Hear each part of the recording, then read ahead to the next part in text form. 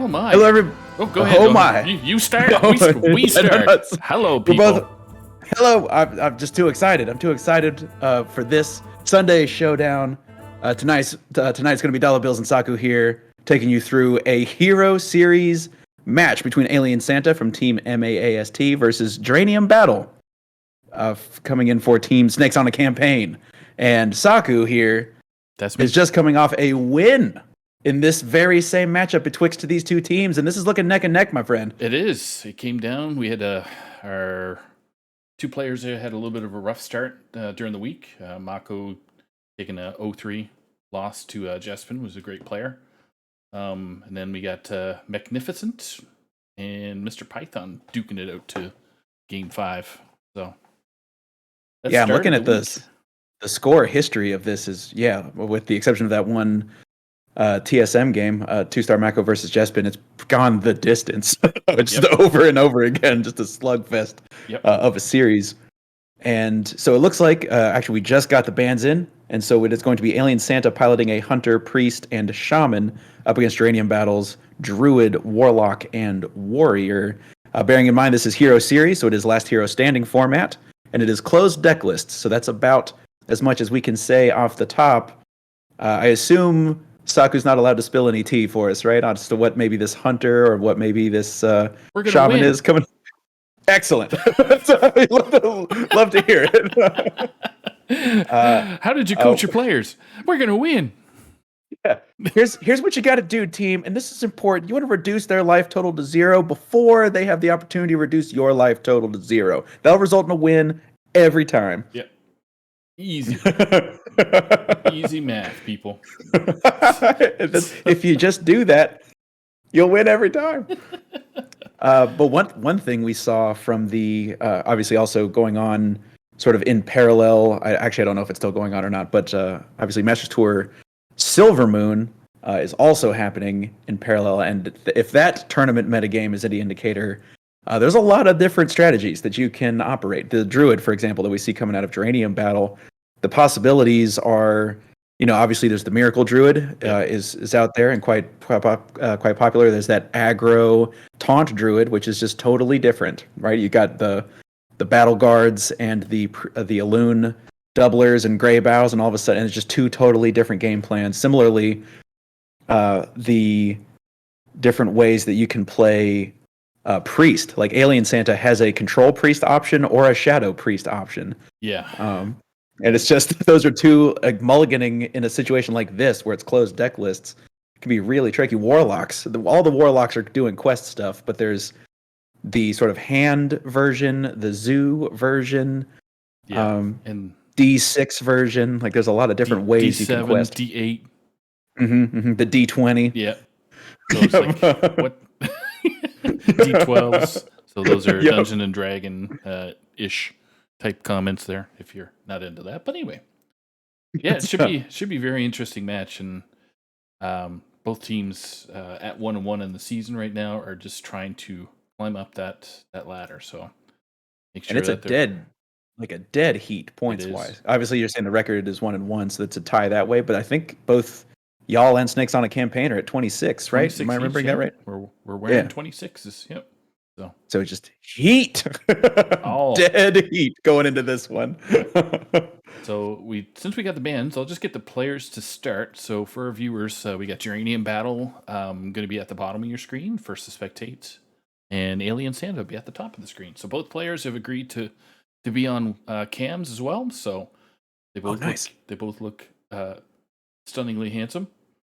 So we shall get these guys on the road here. Just 1 sec.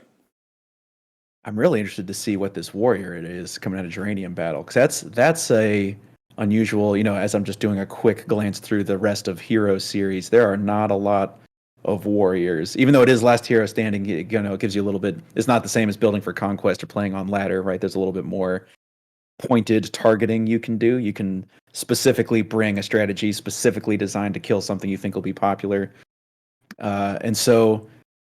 But warrior, just kind of in general, has fallen off sharply, and I'm interested to see what kind of warrior makes it into, and also interested to see if it's just a, is it a control warrior, trying to hopefully catch a bunch of hunters and shamans. Although I say that, does warrior even beat shaman? I'm not. My Hearthstone instincts tell me that control warrior should do okay against elemental shaman. But Doomhammer Shaman, I guess it depends on if the warrior's able to stack up enough armor to survive getting trucked. And I would assume that a control warrior is probably playing 1 or 2 copies of the Viper. Yeah. The Eat Hammers Viper. Then again, you don't have to play Doomhammers, right? Elemental Shaman plays whack-a-mole hammers and gavels and stuff. Yeah, they just go crazy, try and discount elements or whatever, and go crazy. So we got both players in now. So we got Alien Santa bringing Hunter. Surprise. He's a Hunter fan of that superclass. And we got Geranium coming in with the what looks like what's Altar of Fire? So what does that indicate? A D6? Ooh, that's a potential flex spot for a D6 warlock, or maybe it's just like a full disco warlock, which I would be interested to see if there's a strategy that is just super duper anti aggro. And actually, we're seeing Soul Rends as well. So yeah, maybe this is just like a full hand control warlock that just wins by fatiguing themselves to death. Oh, and we see Karen right there, the entitled customer in hand already. I know. I was just I've never seen that card in some of most of the streams I've had that had warlock. I haven't seen that card, entitled customer. So Entitled Karen. There you go. Yep. TM. So it's a 6-mana 3/2 that deals damage to the board equal to the number of cards in your hand. And so it's basically, in a lot of circumstances, if it is a big hand strategy, we also see Spice Bread Baker. So yeah, this would appear to be a variation, a Geranium Battle special on Handlock, Quest Handlock, because we have some big hand synergy. Spice Bread Baker provides some great healing. There's Little Tamsin, no surprise there. But yeah, Altars of Fire alongside Soul Rends, to me, says that there are also Bristlebacks and Baron Scavengers, and Geranium is going to have myriad opportunities to pull a bunch of cards out of their own deck. Although, look at this start from Alien Santa. You mentioned professional hunter player, and you can see this is the start of a professional hunter player. Yep. So you get his good pets. You get a 6/4 Maw because of the buff from Kolick. So that's not looking good for, what is it, both? No, okay, one's coming at you for 6, unless Geranium's going to slap a minion on the board. But yeah, and actually, this is an odd turn for Geranium, because Geranium doesn't want to just take 12. Backfire doesn't seem good right now, so you just take 2 instead of 3. And Codebane and Wrangler's a good one. Aim Shot is even a better one to mill, I guess. Yeah, not happy to see that Flesh Giant and the Bristleback being gone and Drain Soul. So yeah, the Bristleback going in particular is a sad story for Geranium. But there's and here you can see exactly how fast Alien Santa feels like they need to go.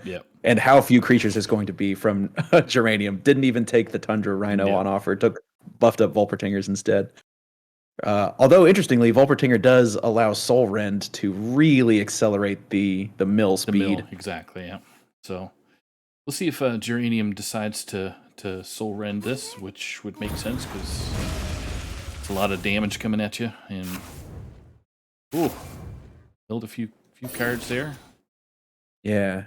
Probably not too sad to see the Battle Master go, but seeing Touch of the Nathrezim get milled is gonna tell Alien Santa, not that Alien Santa was planning on slowing down anyway, but the Touch of the Nathrezim is a great way to gain a whole bunch of life back if you're the Control Warlock. Like you were saying, going ahead, spending the 2 mana, gaining the 2 damage. A pair of quick shots in hand means that for 6 mana next turn, Alien Santa gets 8 damage directly from hand. Yeah. So where are we at quest-wise? We're only at 4/6, which is, at this point in the game at turn 5, Warlock's already, kind of churned that out, working their way to the third part of their quest. But because of the pressure. Such a strange dynamic where both players are trying to kill the same person. One's tough spot to be in. And I mean, so we can see that there's double quick shot hero power in hand. So as soon as Geranium hits 8 health, they're dead. The problem is there's also 8 damage showing on board. So hey, this is gonna require some kind of miracle. So gonna survive at 2 unless there's damage off the top. There is not. Okay, so Geranium, I just saw the cam version. He was doing some hard math there. The eyebrow was creased and it raised up and doing some maths. It worked out. So doing that math and magic. That's right. I wonder. So Alien Santa's 2 quick shots in a. All right, let's. Yep, just go face. I mean, it's really powerful to just set a Warlock to low. I guess it's always been powerful to set a Warlock to low health, but in the quest version in particular, they just can't take the damage necessary to even advance their quest anymore. So you're hitting them on multiple fronts. Yeah, so we got Drain. I was going to say Drain Soul could do some work, but. Yeah, and I feel like it's got to be about time for the Spice Bread Baker to hit the board. This right now it's a heal for 8. Yep.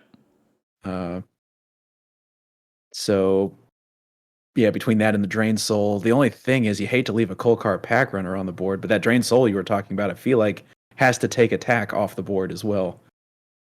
Yep. There's no opportunities. We don't know for sure. We don't know if Geranium's running, Mortal Coils or anything. If there's a chance to hit one of those, that would hit the 2/1, but it's you can't even raise dead right now because that would just raise dead. Well, do Red Baker and then raise dead and get back your entitled customer to kind of do some more beautiful damage on the next turn if Hunter builds a big board. Maybe. And Geranium has gotten so close to stabilizing. I mean, because Alien Santa is just about out of gas. Alien Santa's offense is pretty much pressing the hero power button every turn. Okay, going to complete the first step of the quest to net heal 1 and take that crucial Kolkar off the board. So we'll be able to hold that Drain Soul in reserve. Sets themselves up to 15. Yep. And I have to assume Alien Santa's just playing everything and using the quick shot to cycle. Yeah, I think that's the only option. So it's Warlocks on the comeback, and it's just go, go, go. Ooh. Oh, a Demon Companion. Nope. Not even gonna. Ran out of mana. But if this board persists, and we don't see the other Soul Rend if there is another one, so all of a sudden, I mean, this is the last hurrah though. Alien Santa, and what a hurrah it is! I mean, this is 11 power, and plus the hero power, plus a potential extra 5 or 2 off this Demon Companion. So, a little bit unlucky with I guess some drawing some spells that Hunter typically carries, like the one, what's it called, the wounded prey. Wounded prey. Mm-hmm. Kind of just chip away. Losing an aim shot too is big. That's 7 right away. So, gosh, is there? I'm trying to find a path where Geranium gets to survive even one more turn, and I have to assume it's a Tamsin Drain Soul. That's what I was just series of moves here, because that'll let you take. You can take the 3 attack creatures off the board, and you heal for 6. Yep. But are we living, Saku? We're surviving, but are we living? Get busy living or get busy dying. Yeah. But this is pretty much the only path forward. And like you said, the Spice Bread Baker dying and then going into the Raised Dead pool is excellent. Looks like a tempo ooze potentially going to hit. Wow, an ooze being played. So just some weapon hatred here coming in from Geranium. All right, so no choice here, but Demon, hopefully a buff. Nope. One. Oh, we're gonna respect the Tamsin. Yeah. You kind of have to, right? Tamsin's too good. So Warlock on a uncharacteristic 4 cards left. But that helps. 6 mana. Oh, Goldshire. Gosh, This is such a strange position, because we see Geranium reaching for the backfire to go ahead and try to find some other cards. I would assume there's not a whole lot, if any at all, Soul Fragment stuff in here. That stuff has to come out in order to make room. But there's the other touch of the Nethrezine before I could even say it. Oh, and the other Spice Bread Baker. Okay, we're cooking. So, Alien Santa looking pretty grim with no cards in hand and just relying on top deck, and with Spice Bread Baker coming out to play. Gosh, what a difference 2 turns makes. I remember not long ago, back in my day, Saku, Geranium was looking I remember way back in 1953. Oh, yeah, that was a good year. Got another Bread Baker and then Tasman. Oh, is going to play out the Tamsin? Oh, for double touch of the Nethrezine. Okay. Yeah, this is actually 8 healing. This is a ton of healing. Yeah. So there's the window gone, unfortunately, for Alien Santa. Ooh. This has to be... Piercing Shot is obviously a powerful card. This can remove Tamsin once again, get the hero power in. So it's dealing 5. And then a hero power to face. But yeah, Alien Santa, like you said, living off the top of his deck. Another backfire comes into hand. God. 1 self-damage away, so it looks like it's going to be a Raised Dead potentially to grab another Spice Bread Baker. and make the current Spice Bread Baker even stronger. Oh, actually going to be a life tap. I stand corrected. That is an active Bristleback, my friends. There's only 5 cards left in Geranium's deck at this point. Yep. So it's going to be a backfire. It's Bristleback. Yeah, the Bristleback. This Spice Bread Baker is going to heal for about 15,000. Yep. 15,000 incoming healing. Ooh, it healed so many times. Oh.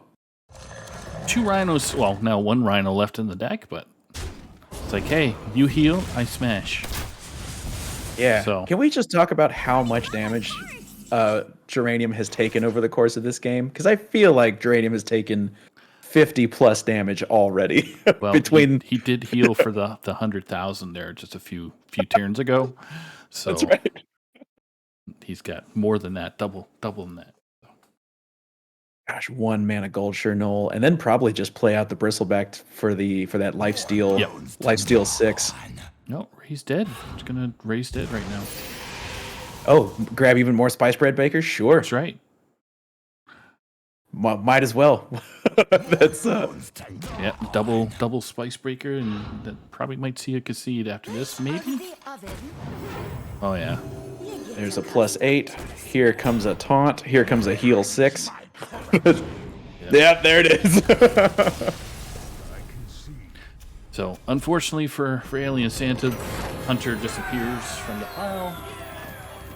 Left with Priest and Shaman. Priest, wouldn't be surprised if Priest comes back up to handle some business with the Warlock, depending on what type of Priest he's got, of course. So.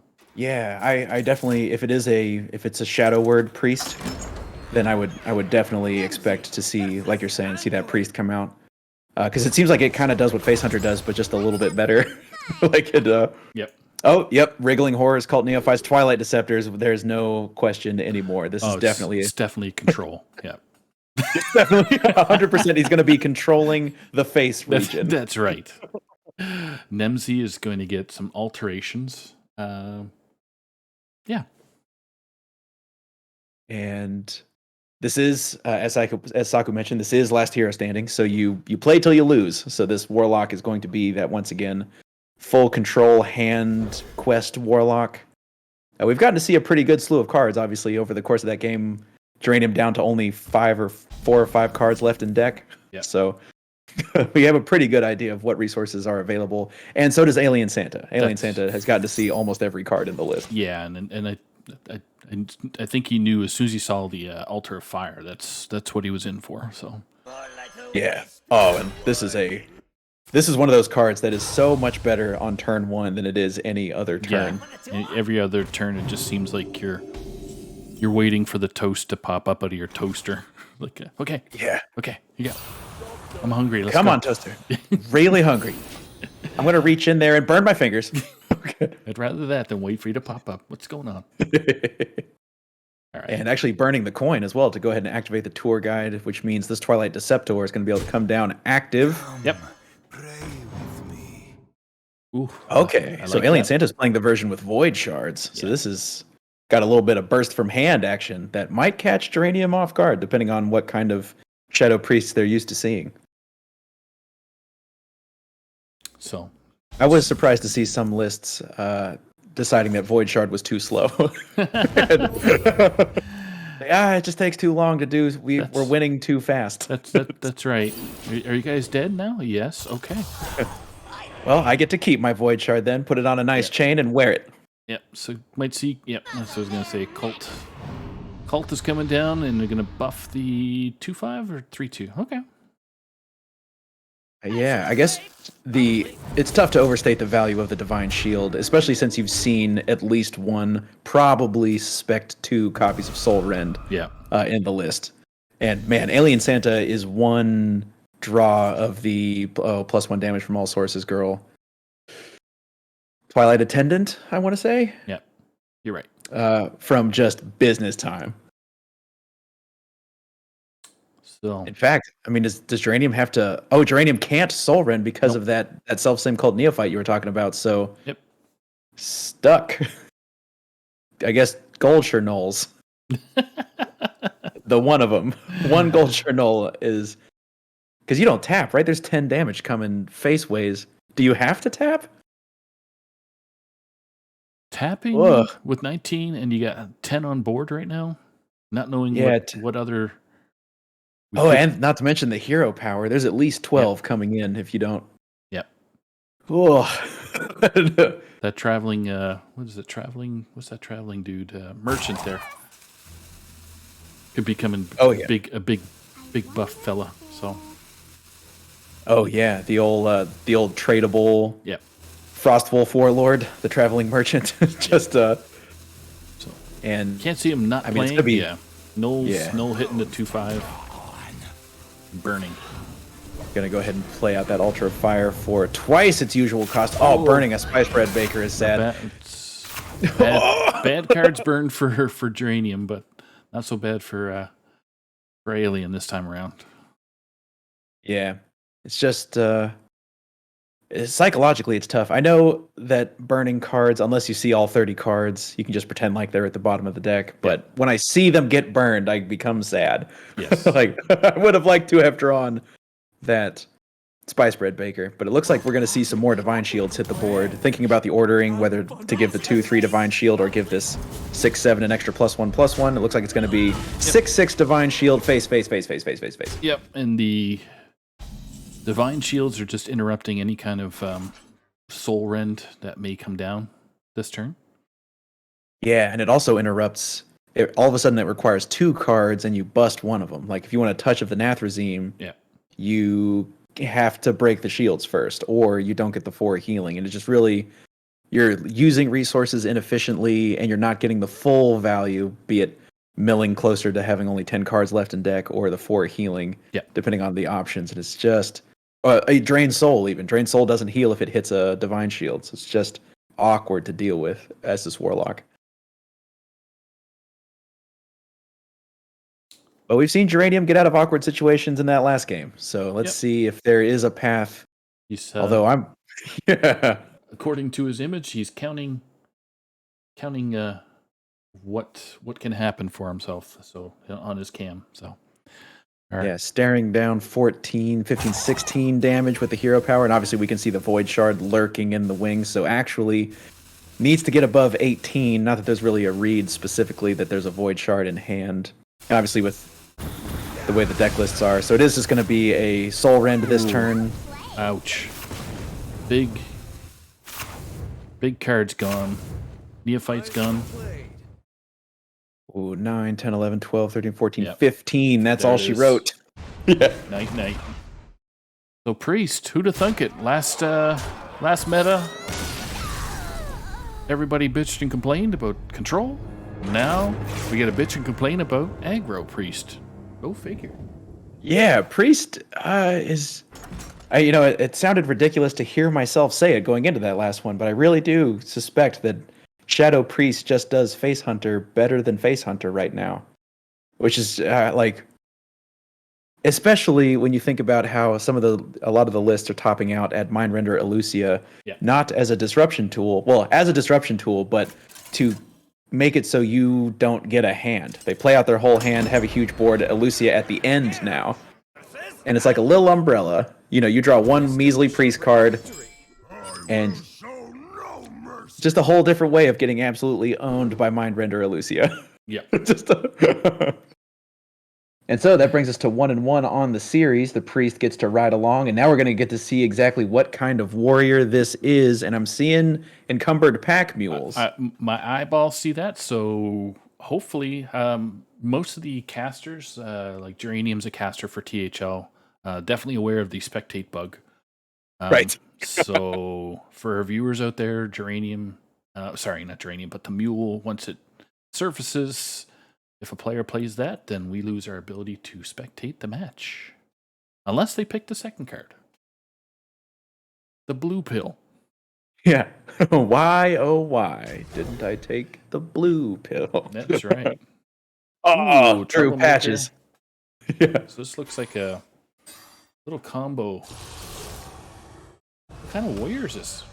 This looks like a rush warrior that's just got so maybe some additional pirate action in it. The Harbor Scamp is just really good. But yeah, the Warmaul Challengers look like Rush Warrior. The Troublemakers used to be the sort of top end alongside. Oh, there's Miss Alex.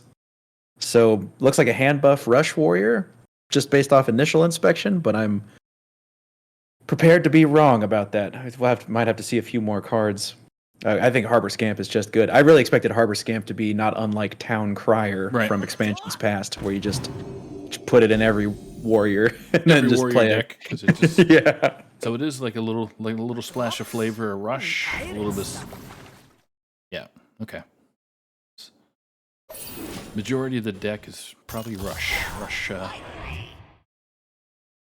Yeah, I'd be interested to see what is missing from the previous versions, because Warmaul Challenger, I want to say, was one of the ones that was sometimes a one of, and that would be the first thing that my eye would be drawn to potentially replace with the Harbor Scamps and stuff. So that means something else is missing. Is Runthak too slow now, he said, with a question mark at the end? I don't know. Yes. We'll say yes. We have to have a definitive answer. There cannot be a gray area.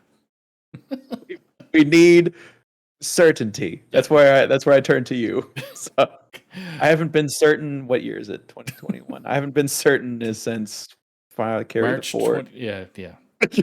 March 2020. Up still stage dives in there as well. So, but look at the start. I mean, you were talking about the Traveling Merchant as a 6/7. So if you're able to stick a board, obviously you can really get +4 and on up. Yep. But even it just getting +2/+2 on turn 3, it's a 3 mana 4/5. That is obnoxious. Wow. Okay. Oh, there's a Overseer. Oh, excellent. Yeah, if you're playing a tempo strategy, the Dragon Maw Overseer was the original. Oh yeah, no, we can play Tempo Priest. Now we actually can.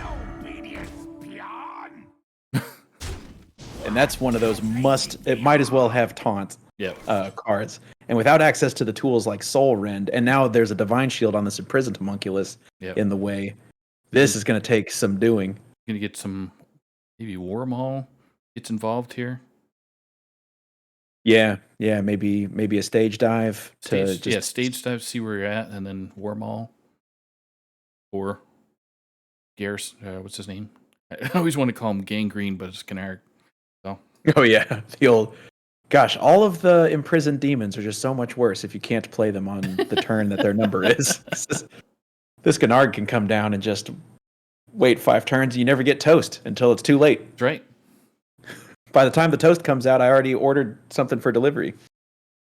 So whatever gets killed here, Raised Dead will be pretty good because you get the Hog Merchant coming back, and then Homunculus probably not the best at this point because you're going to take a bit of damage.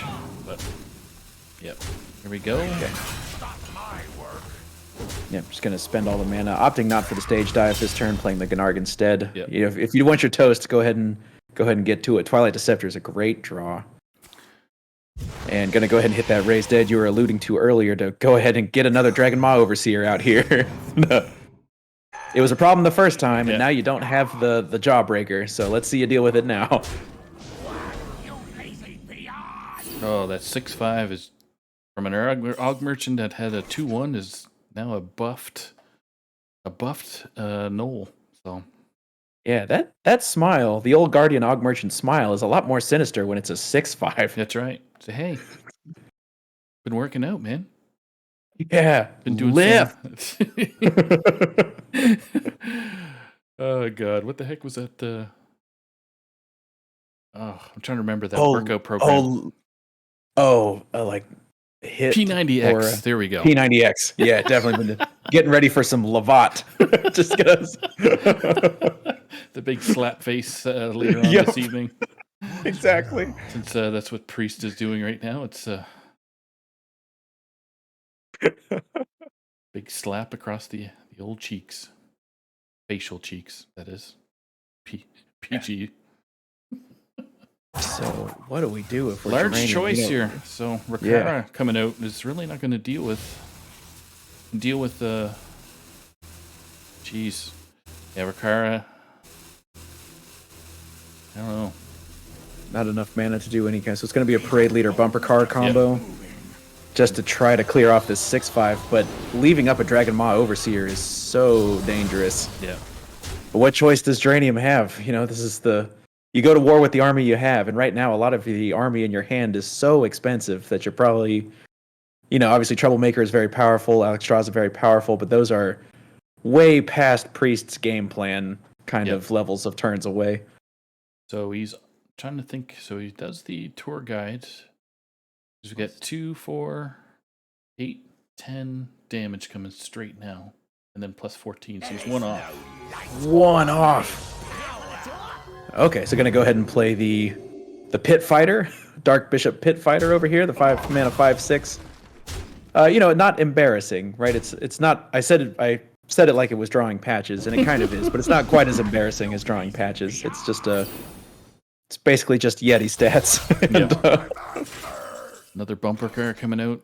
Rakara. Bumper car rider.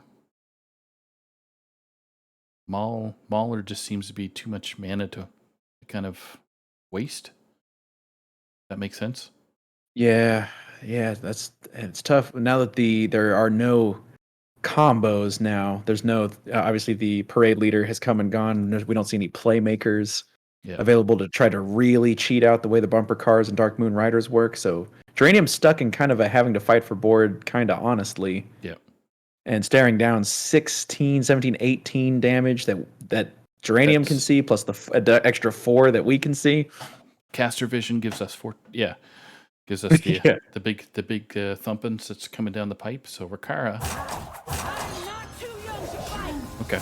It's another good line there for Geranium, trying to get that 5/6 off the board.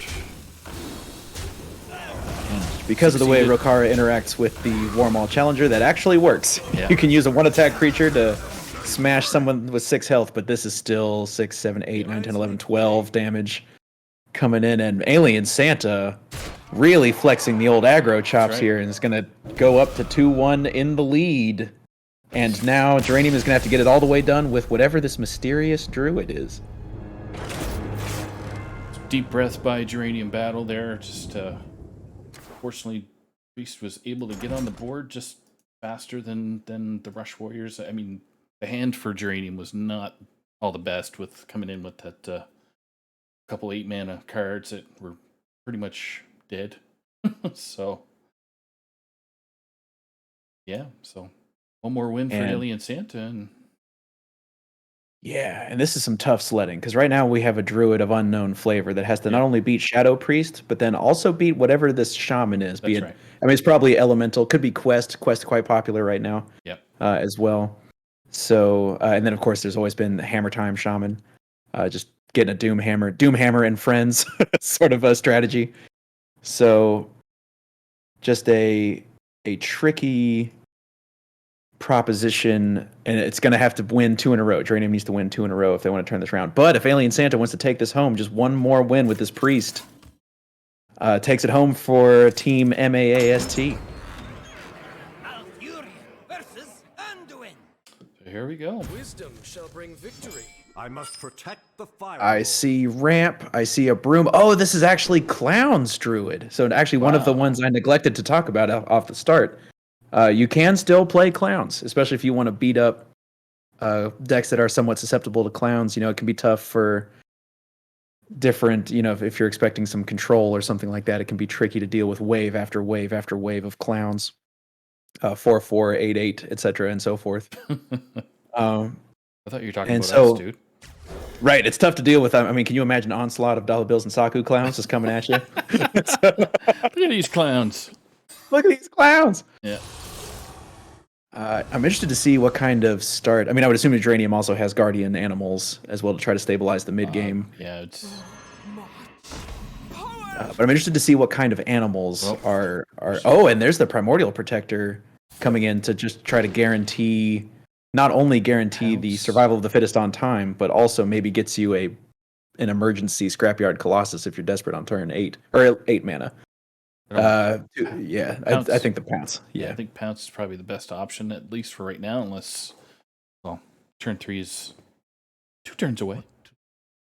Yeah, I guess with an Overgrowth in hand, if you're going to play Overgrowth on 4, that does allow you to play I'm sorry, if you're going to play Overgrowth on 3 with either the coin or the Innervate, then you could play Runic Carvings the next turn. So maybe thinking about that. Okay, so it is going to be the Runic Carvings. Okay.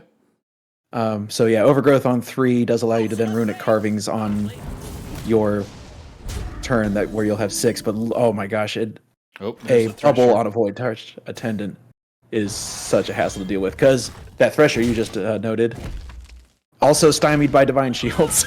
Yeah. Man, trying to get a delicious meal and I gotta go through your shield? What's up with that? I'm trying to thresh. Wearing his hat sideways, doing sweet kickflips, trying to thresh. So this turn, Geranium gets to throw the Overseer. Jeez, all the cards coming out. So if he's got 1 GA in there, beasts are in his hand and not in the deck. Yeah, oh, that's right. A Teacher's Pet draw, Thresher draw. Yeah, I don't know. Yeah, maybe one more Thresher, and I guess the 2. I would assume there's still 2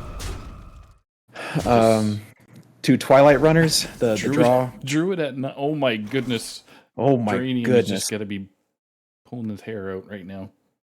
Hey, I need a beast. Okay, great. Here's your beast. I guess it's go ahead. Runic Carvings to stay alive, right? You got a Runic Carvings for rush, and then could like coin Innervate and bust out the Protector, but get a deal with the board. Even though how small it is, you're still taking that incremental. Oh god, I'm just loading up again. So this is an interesting turn for Alien Santa. I mean, Raised Dead has some premium business in there, specifically in the form of that Void Touched Attendant. Yeah. And Tour Guy's not too bad. Gonna go ahead and grab a Void Shard or another Raised Dead, really, either one. But I would assume we're trying to win the game off over the top now, so it might be Void Shard time. There's no shield or no heal right now. Right. So you can afford to take some big damage here. Because oh my gosh, another Innervate. Well, can still do that play you were talking about, with both Innervates and the coin can still slam down that Primordial Protector to try to get a Hail Mary. Although even a Hail Mary Scrapyard Colossus, is that good enough? Because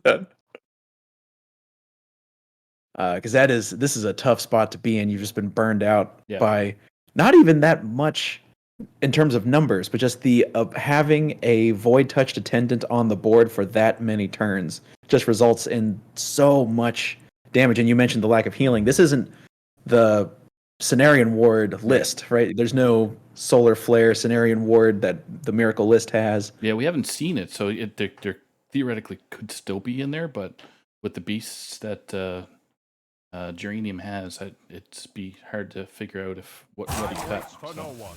But we don't know his deck, so. Mm-hmm. Teacher's Pet, hoping. Okay, yeah, actually gonna opt for a taunt instead. Oh, gonna play the. Yeah.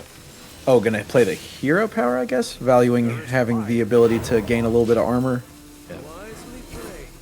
Yeah. Does that mean this hero power is gonna remove the tour guide? Because you know that Raised Dead has Void Touched Attendant in it 100% of the time. So okay, actually, yeah, gonna sink 2 Treant damage into it. Yep. Did the math, and this is only 12 attack on board. So Geranium needs more than 1 turn to win this game. So we got. Ooh, 6. This is a 4 damage hero power and a 6 damage Void Shard. Yeah. Oh, just savage. Enough. So Alien Santa coming in with Priest. So. And that priest is just mean. Yep. That is a mean. That was a mean priest. Yeah. So unfortunately for Geranium, didn't get the ramp that he needed to kind of get ahead of what Priest was trying to do. So. Yeah, and actually had the nature studies into the growth, but that was just too slow. Needed some of that side ramp, like you're talking about. Needed like lunar flare, lunar eclipse, right? Yeah. Like a way to ramp into the ramp, but also at least take Void Touched Attendant off the board. Although Alien Santa really did a good job making things awkward every turn, not just in that game, but in so many games. Just Divine Shields being difficult timing the divine shields, choosing to prioritize divine shields over potentially, raw stats. Just really putting Geranium in super awkward position time after time after time. All right, so we got an interview coming up here with Alien Santa. So give me a second here. And I'm interested to see what the top end of that warrior was, but we just Geranium just never. Oh! Speaking of Alien Santa on in here, bringing home the 3-1 win. Congratulations and nice work bringing it home for Team MAAST. Oh, no mic, buddy. We got him to turn off his mic during the stream. What's going on, Alien? No, I turned off my mic for the. Yeah. What hunter, I'm a dude? priest main now. Yeah. what hunter, dude? What hunter did you bring? I brought a face hunter, but the problem was I didn't go quite as fast as I did on ladder. I went 19 and 7 with that deck last night, and went from 3K legend to 18K, and I just didn't quite pull it off because of variance. But it also doesn't help that Geranium extremely well manages resources, where other opponents on ladder are like, I'm just gonna throw everything away, and then they die. So it's kind of like, Yeah, that first game was down to the wire. I prematurely called that game 3 different times, I think. I was like, oh, Aliens got it. Oh, Geranium's got it. Aliens got it again. Geranium's got it for sure this time. Aliens got it. Geranium's got it. The Altar of Fire really killed me because it killed off my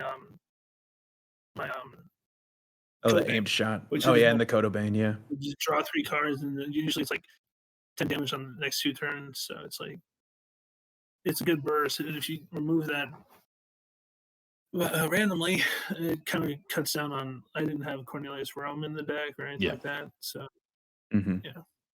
But then the story of the evening is really that priest, man. You went crazy. That priest just 3-0'd its way right through Geranium's entire lineup. Yeah. I know my way around minion base decks. Apparently, it's just it was weird. I think you guys noticed I don't have a golden border for my my priest, so you got to start working on that now that priest is hunter. So yeah, jeez. Well, something people need to realize is that quote unquote face hunter is more of a mid range build because it tops out at 5 mana and goes to turn 7. The spells for Codobane, and Shadow Priest is just like vomit on the board, get everything on the board, and then just go from there. Yeah. So try and deal with it. Yep. So I actually Shadow Priest deck. I actually wanted to give you a chance to react to a sentence that I said, and I'm ready to hear that perhaps I am wrong. But I commented to Saku that I thought Shadow Priest is just doing what Face Hunter does, but better. It's like does it faster. That's what I'm saying. So it sounds like you agree, or No, with Shadow Priest, if I wasn't tricky with the divine shields and blocking that, one Soul Rend would just wipe the board, and then Shadow Priest would be like, well, sometimes I run Void Shard, sometimes I run Gambling. If I run Gambling and my Gambling dies, then that's my combo piece, and all the time I just run 0 cost 1/1s. And if it's the build I was running, you have a bit more flexibility because your Raised Dead brings back stuff that can do stuff beyond the usual. But one Soul Rend can just wipe your board, and then a minion-based deck, even if you get Raised Dead, it's hard to come back. But with Hunter, you get them low, and then and this is more like also for like against mages and stuff. You get them low, and then they're just like, well, crap. You don't have to play anything. You just hit them upside the head with spells. So right. And actually, speaking of spells, I wanted to talk. So you mentioned that you cut Gambling in favor of those the Void Shards and stuff. What was because I've seen basically the 2 different schools of thought: Gambling plus the Desk Imps and Tiny Fins, or Void Shards, Darknesses, and stuff like that. What's you want it over the top, or what was the Void Shard? Void Shard's more reliable for getting tutored from the 2/3 that gets the shadow spell, and the 2 mana discover a spell. So you could have like it's essentially a mini fireball. It's 4 mana 4 instead of 4 mana 6, but it's what Shadow Priest has. They don't have Mind Blast or anything. So if you're only running a few spells, it's kind of like how you run Warsong Wrangler and Hunter for 2 beasts. You don't even get the full discovery because you don't need that third beast. Right. The only reason you need the Thriving Shadows for a third spell is if you play Mancrick, and then it's just you just choose Mancrick's wife. But so I don't like decks so much that rely on one specific combo piece and then run a bunch of crap that's otherwise good if you have that combo piece. Right. Because all it takes is Gangling being card 30 and you have a bunch of 0 mana 1/1s. Yeah. Right. If it's on ladder and you're playing like 30 to 40 games in one night or more, depending on how much time you have, then the variance is probably more in favor of the Gambling deck because if you draw it, you probably win outright against a lot of decks. But in a tournament setting, if you don't draw it, especially unless you're standing, remember, if you with Shadow Priest, you don't play it again. So if you go for the variance and you just scoop and can't do anything with it that game, you're not getting a second chance. So yeah, and actually, speaking of Last Hero Standing format, what did you think about that warrior across the table from you there in game 3? I think. Did you expect to see a warrior? Did you expect to see that flavor of warrior? It seemed to be some kind of rush warrior. Yeah, it seemed to be some sort of. I honestly glanced at Geranium's battle on Saturday or Friday, and I just looked away because I'm like, yeah, that's not really something I want to know. I want to go into it fairly. So I was expecting kind of Rush Warrior because that's honestly the best counter to aggro decks, except if you just get unlucky. I think he played really well. I think he didn't get. If he had gotten Samuro off of a stage dive on that last few turns, he would have destroyed. Where he got that, he ended up with the bumper car, the buffed up bumper car, and he did end up with I think the 2 cards on the far left side of his hand, I'm sure you noticed never moved, were a Troublemaker and Alexstrasza. Yeah, that's extremely unlucky. I think he played extremely well, and I as I said to him, I think Saku saw this. I think I have a new rival in puns. Yeah. And, No, dude, the guy is very nice, and I think the thing about THL is I've been to like a couple DreamHacks. I've done a few tournaments elsewhere, and THL has by far the most nice people to play against. I think part of it is because there's a community, and also part of it is because you expect to see them in the playoffs during Radiant Battle. Exactly. I know he's gonna want revenge, so we just have to duke it out again. Yeah, he's a great player and great caster as well, right? So it's a little bit frustrated with how things turned out tonight, I imagine, but I'm happy as a teammate. My other hat. Yeah, dude. We turned it around so much. We did. We're starting to gel as a team. It's really nice. Yeah. I'm just grateful. I mean, seriously, shout out to Mac Mako and Lethal and Saku. I don't need a shout out here. Yeah, it's but yeah, we appreciate you too, dude, with the prep and all that stuff. So, but congrats on the win tonight. Next time I won't give you it. Next time I won't give you a janky hunter list. That's right. I was in the middle of testing stuff, and I told him to do a normal list, but it got lost in communication, so he picked up with my janky ladder list. And, it worked. It worked last night, just not today. So that's fair. Anyway, all right, buddy. Well, you enjoy your night, and congrats again on the win. Thanks, guys. Talk to you later. Take care. Oh, what a great guy. So yeah, and just an interesting insight into. And I will always be up to bat for really well played aggressive strategies and aggressive lineups, and just having, because there's they have that that sort of reputation, like face hunter go face and the smork and all those things, but when you have so few decisions, the importance of each individual decision goes up so much, and the the edges you need to find. 1 point of damage here. He was talking about the difference between Void Shard versus Gandling, and just the difference between Last Hero Standing versus Conquest, even, or Last Hero Standing versus Ladder. Just how you would construct the deck differently. Just really shows that they're thinking. I appreciate deep thoughts about aggression, which is a weird sentence to say out loud. Yeah. In a controlled world, aggression wins. Yeah. Speed and aggression. And even just the delineation between the speed of the priest versus the speed of the hunter, and just see, like, hunter is a little slower, but it also operates a little differently. And just hearing their thoughts on that, hearing Alien Santa's thoughts on that. Yeah. Maybe it's time. I'm going to see I wonder if I can steal that priest list. Now I want to try it. Yeah, those aug merchants really against stuff that really clears the board. That's probably one of the better techs to do that, obviously. So, as we saw tonight. Yeah, and speaking of tonight, I understand we have some battlegrounds coming up this evening.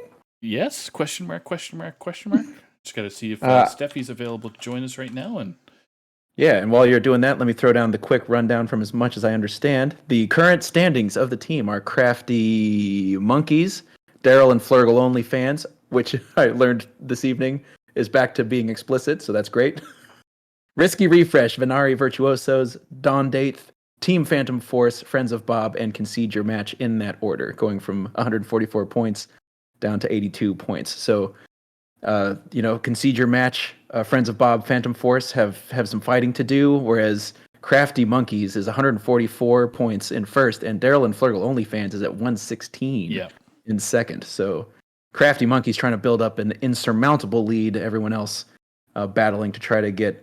Because you can see the difference between Daryl Flurgle OnlyFans 116, Concede Your Match 82. That's, 20, 30 points, something like that. And then Crafty Monkeys is another 30 points ahead. So that's wild. But tonight, I believe it's going to be Sazuru, Brushy Tuna, Mewy, Your Mum Kid, Agent PWE, Darkside, Donde, and Terpsy, all repping their respective teams, which means it's probably going to be a barn burner, I would guess. It's always a barn burner, especially if Brushy's in place. Suzuru being really a strong, being a lobby leader right now. That generally happens when you are top points. So 26.3.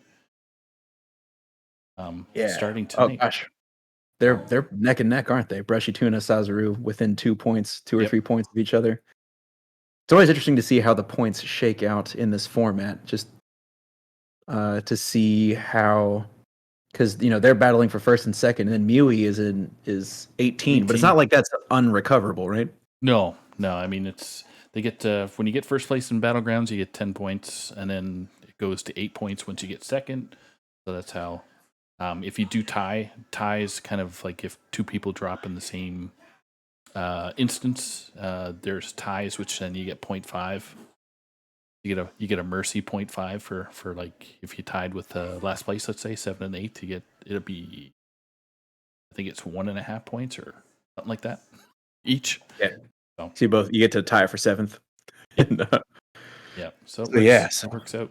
So. But also lots of volatility potentially still here in the blue lobby B split. And Terpsy's got a lot of fighting to do to get, even with a full 10 points, gives Terpsy gives the 10 to bring it up to 17. Yep. Which is a huge step forward. It doesn't move them onto the podium yet, but it really would put them in a strong fourth. Yep. Potentially, depending on how the rest of the points shake out. But there's a lot of opportunities for some motion in this ocean, if you will. and we got Donde doing his thing. So hey, Steffi, how are you? Hi guys, I'm good. How are you doing? Not bad. Just we just kind of ran through the lobbies and some of the team standings, but wanted to see your opinion. But oh my goodness, it's gonna be a good one tonight. We got the second place and the third place team going at it. Yep. Shameless plug. My team's the third place team. Yep. So very excited to see how everybody performs because I was looking. It's funny. I was looking at it the other Friday. after the matches, and let me share my screen. After the matches, and the bottom like 4th through 8th are very close. There is about like less than a 10-point difference amongst all of them. So we're going to be seeing a lot of that kind of jumping around. Crafty Monkeys is currently sitting in first place right now with 144, and they are quite ahead. Yeah, we were just commenting because I was struck as I was reading over it, doing the super quick recap from someone who doesn't know anything. I raised my hand right there. I realized you can't see me. And the spread between first and second seems broad. It's a very big gap, especially this early in the game. But their players have just been going above and beyond. Canoe, Turtle, Damon, and Nice Jewish Owl are the 4 players for that team. We're not going to be seeing that action tonight. But we don't need to see that action to know that they are performing. They're kicking butt and taking names. Still really early though. We still have plenty of weeks, but with that big of a gap, they're already making that name for themselves. I'm just glad they weren't in our lobby this week. So they can stay over there. They can chill. They're doing their thing. Yeah. However, though, when you look at Daryl and Flurgle OnlyFans, again, you have another group of great players. ABC, Blue Wolf, Mui, and Darkside have really been, shown up as well, specifically ABC and Blue Wolf. But that's always nice to see a team where they kind of balance each other out, because the point of this is that every skill level can come and play, and we're encouraging it to. That's a lot of the fun. And when you see some of those teams that kind of have like that some point discrepancy, it really shows though how they support each other and are just taking the time to like do the best they can. And that's also really awesome, because this team's sitting in second and they're still killing it. Same with Risky Refresh, myself with 39.5 points, Suzuru 26.3, Riot's 38.5, and Terpsy with 7 at the moment. They're gonna be getting a lot more points tonight, obviously, but yeah, that was another thing we were just talking about. Terpsy with a first place catapults into 4th if everything else kind of remains the same. Which is so Terpsy's not even out of the running for a top finish. No, not at all. So and that's also a nice thing though, is like it being a team thing as well. So like all of our points matter in a combination. It's not so much how the individual does. While it is nice to feel, good. I'm not gonna lie. I like looking and seeing one of my names are the top names at the moment, even though Friday doesn't really showcase that. But getting those numbers up. What can I say? Representing the ladies in this household. But it's all about that teamwork, dream work. And it's nice to kind of see these teams, either like Crafty Young Monkeys, for example, literally all of them are, kicking butt and taking names. But then you have some of the other teams that are still getting their feet wet and, balancing each other out. And that's the beauty of it. It's nice that it's not so much about the individual, but the whole. So that's another reason why I really like this format right now with BGs. It's a lot of fun. Yeah, well, with that, I will let the two of you take it away. I'm going to grab some popping corn, and I'm going to grab perhaps a sarsaparilla. A tea? And, yep. Yep. Put my feet up and drink it in. Have a good night, everybody. All right. Thanks, Dollar Bills, for casting the hero match with me, buddy. And it's always a pleasure. So, a treat. An absolute treat. Thank you, my friend. Take care, man. Holy moly. All right. So now we hopefully, I got to cross my fingers that Battle.net is playing nice on Sunday. Typically. Oh my gosh. It doesn't. Right? I mean, you probably felt the stress from me Friday coming through the screen. Outside of an individual no showing, but that is what it happens. So it's always sad when somebody either forgot, slept in, whatever the situation was. And hopefully they're okay. And it's just one of those things where it's okay. Let's get going. Okay, where is everybody? It's like that life outside of the computer. Yeah. Like, sometimes we forget or something comes up and then we forget to say something, whatever it might be. But I agree. Just well wishes and hope everybody's okay. Yep. But I mean, I think we're in store for another fun night as always. I'm excited. We have I know from last season, we have your mom kid, Agent. Really, they both were big names that stuck out with me. Yep. So I'm excited to watch them tonight. And as well, Mui has been doing a great job. I'm always rooting for my boys in Risky Refresh. And then, Brushy out here and Donde out here doing their things. Yeah. And Darkside. It's gonna be a great night. We have a lot of familiar names from the THL community. Yep. Coming in to kick some butt.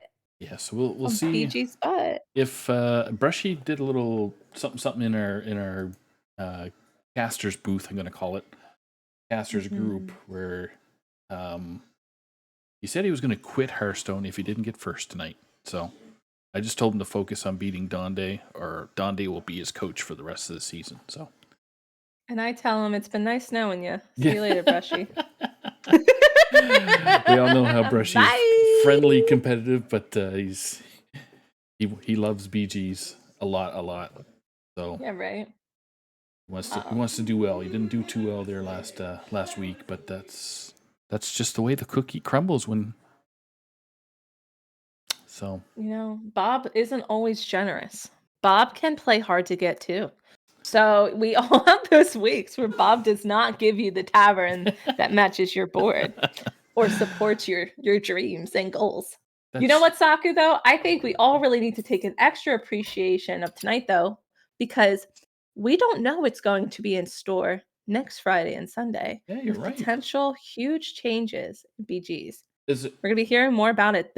They said earlier this upcoming week. So I'm assuming Tuesday is usually the day when they do make any changes. That's when the MMR reset, I'm assuming, will be.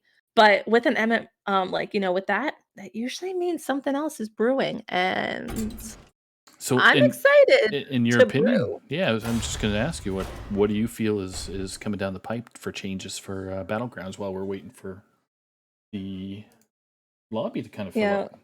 Yeah, they're doing their thing. They're trying their best. You know what? I don't know. I know from what I have seen and through the grapevine, there's a lot of just mechanical changes that they're thinking. They really want to revamp the different archetypes of the minion types.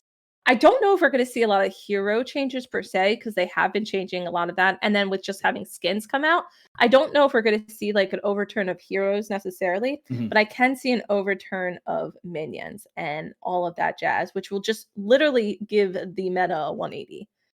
So I'm interested to see what they do. I'm very excited. I love change. And I get bored easily, so I'm really excited to see. And I'm seeing Eyeball, so I'm about to get ready to hop in as well. So who are you going to spectate? I got to start with Brushy to make him nervous.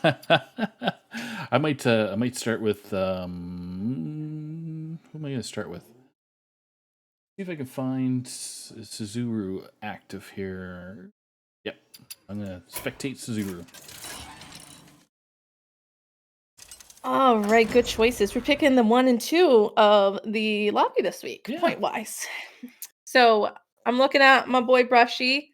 He is taking Mutinous, which I know before was considered one of was considered the top hero. I don't think he is still considered number 1, but I know he's still considered really good. I'm gonna pull apart Stove replay. Oh, and let me get my thing up. Oh no, it's up. I'm already ahead of the game. We got Rafam for Suzuru. Good pick. Good pick. I'll go down and read the. Yeah, I can go down and read the players for you. No, I got it. Wait, we're all good. I got the players. Okay. Yeah, it's just what's not in the game right now? So what's not in the game are Quillboars, Demons, and Beasts. So Quillboars, Demons, and Beasts. Hold on. Who is this person? June. Who's June? Who is that? Hold on. Did I mess up something? Hold on. So we have Agent. So I think it's Darkside that. Did he change his name? Could be. Or maybe it's a sub. Could be a sub. All right. So June. I'm just gonna write that in for Dark. Okay. Let me put that in for Darkside.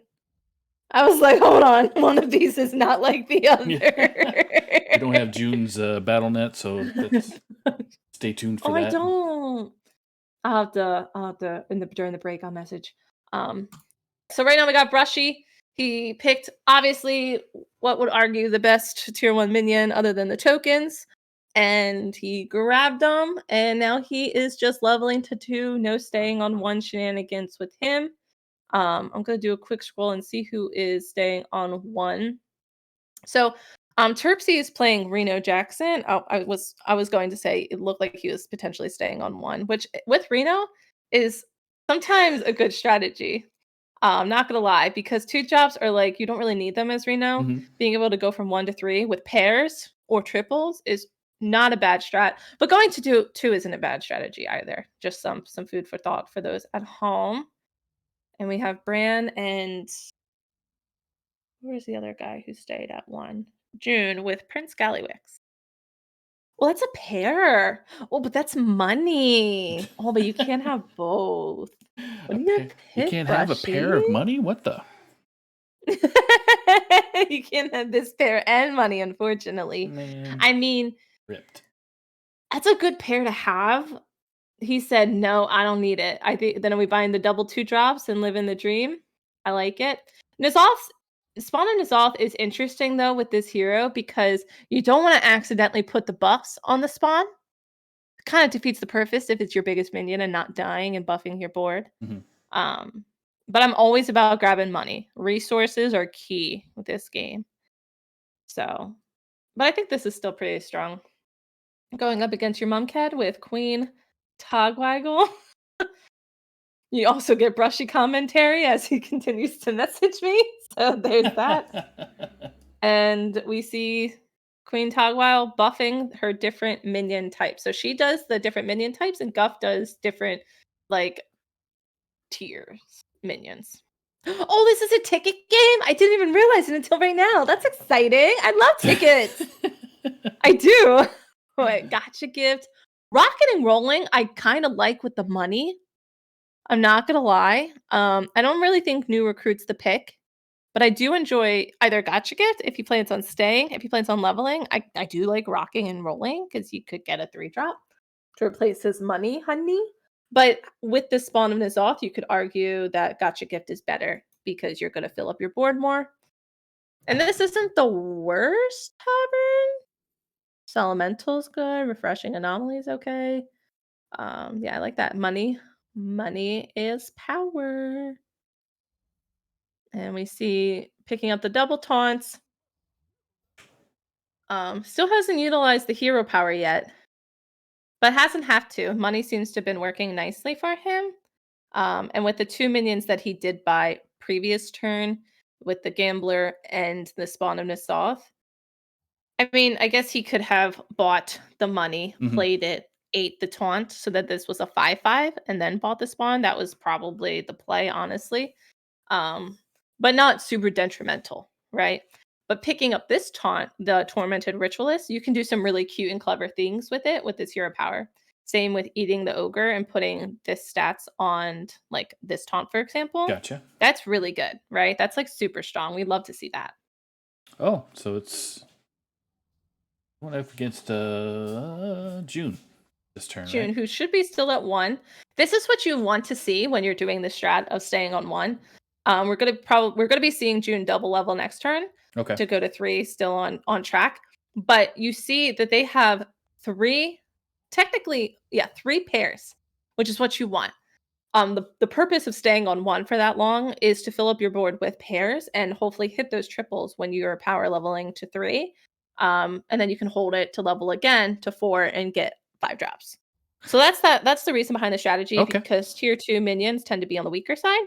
But getting to 3 and then the 4, 5 drops are much better. Suzuru is doing pretty much the same thing on my screen. He had 2 Scallywags. Now he's got a Scallywag that's ready to be scooped up for a triple. But then he's got 2 Deck Swabbies and Rock Pool Hunter. So. Yeah, that's beautiful. That's exactly what you want to see. Having 2 or 3 pairs in that situation, and because the tier 1 minions are just so much more common, that's a good position to be in. So more than likely, you're going to be seeing Suzuru leveling again. He's at tier 3 right now, so it's so we got a 5-drop. Yep. We'll flip over to Suzuru after your one has finished up.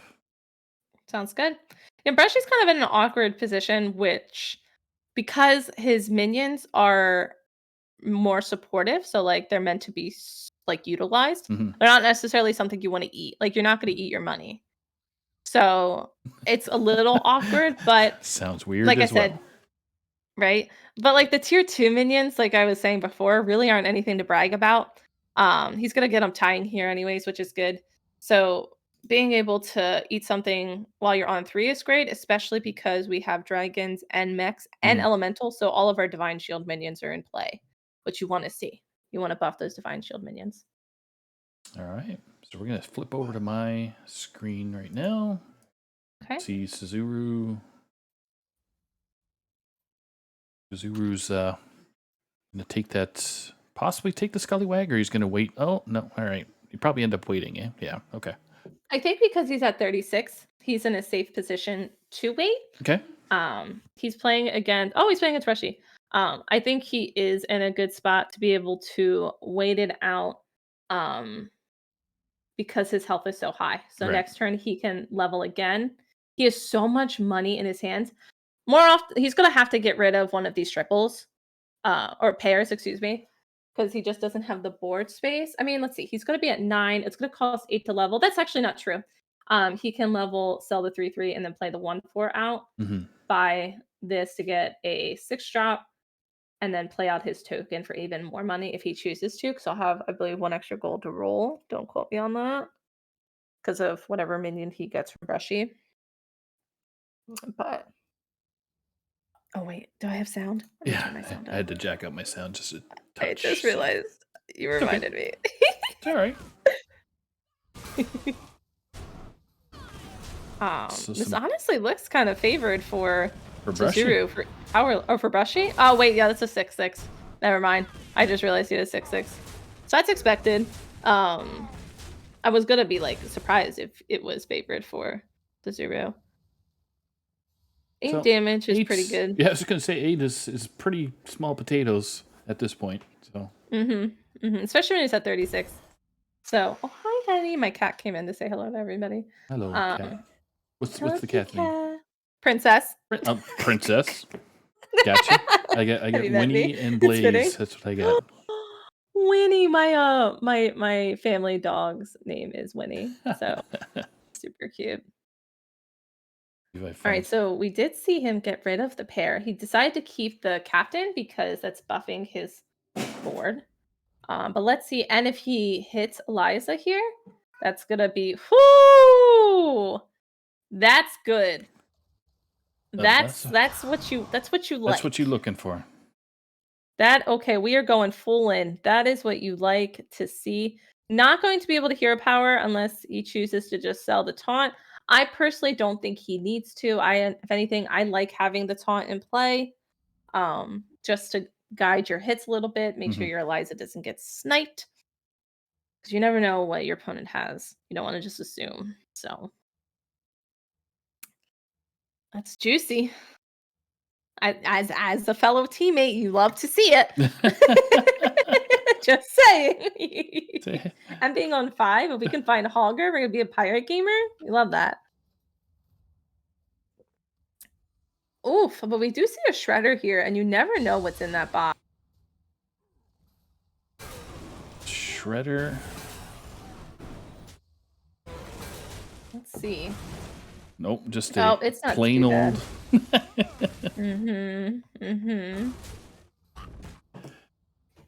So. That's a 6 drop, that lift. 16. That's 16 damage on turn 7? Yeah. That is redonk. That is redonkadonk. So, battle trick. I don't know. I kind of like evolving, and I do like evolving tavern. I like the concept of being able to either find a Hogger or rolling to get more 6 drops. Oh, do you take the trips? You 1000% take the triple. Because that spell, you can keep that in your hand for as long as you need. Make sure we play the Salty Boy, though, first. Salty Looter? Yes. Salty Boy needs to be played to get full value. Don't want to accidentally miss a buff. You never know if that's going to be detrimental or not. Another Liza. Why not? Why not, right? I mean, I'm not mad about it. But now it's the question, what are we going to taunt? You know, I know a lot of times you might see the Scallywag getting taunt, but I don't agree with it with this specific build because we wanted to attack twice. Suzuru's choosing to taunt it, which I don't think's bad either. But if we were gonna do it, I would have just personally had taunt. That's a boat. I would have personally just taunted both salties, so I could ensure 2 swings with my Scallywag. But that's just me.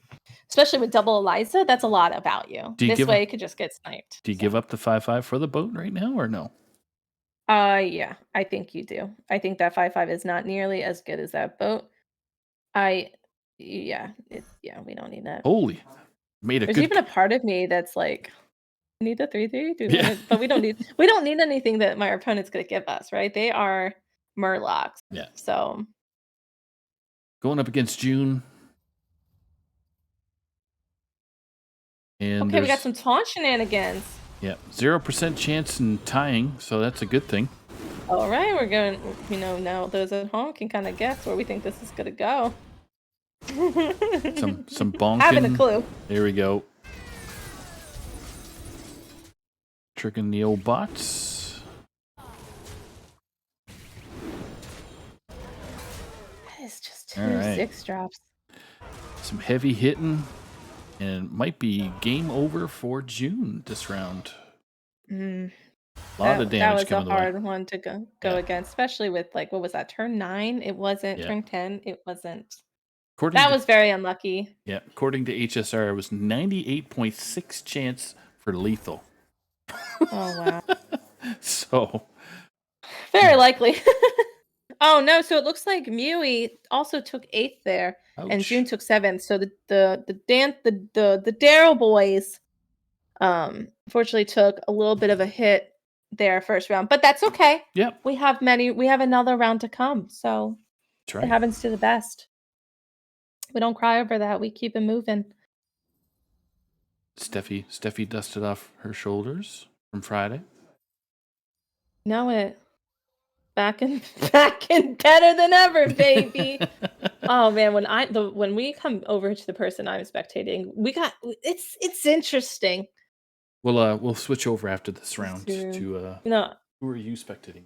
I'm spectating Agent. Mm-hmm. Secret agent, man. Secret agent. I shouldn't say I don't know if they are a he, so I'll just say that. True. But yeah, they're doing some fun things. I'm here for the ride. All right, Suzu, we're not making much changes, just some shuffling around. Mm-hmm. It looks like he leveled. Trying to figure out where the boat was going to go, but yeah, leveling was. Oh, he's playing against. Oh, that's why. It's because he's playing against teammates. Oof! Why did he not put the? Never mind. I'm not here to say anything. That's not my job. Please. I was gonna say that he probably should have put the Eliza first, and then the other Eliza second. I don't know though. Terpsy's strong. Okay, Terpsy. Adam, he's fighting. There we go. That's a big boy. 1920. Oh my it's goodness! It's an exact tie. 4 point. Best thing that could ever happen for teammates. No damage taken. 4.5. Yeah. So we'll flip over to Steffi. Her view. Agent PWE. Agent, who is playing Hook Tusk. Captain Hook Tusk to be exact.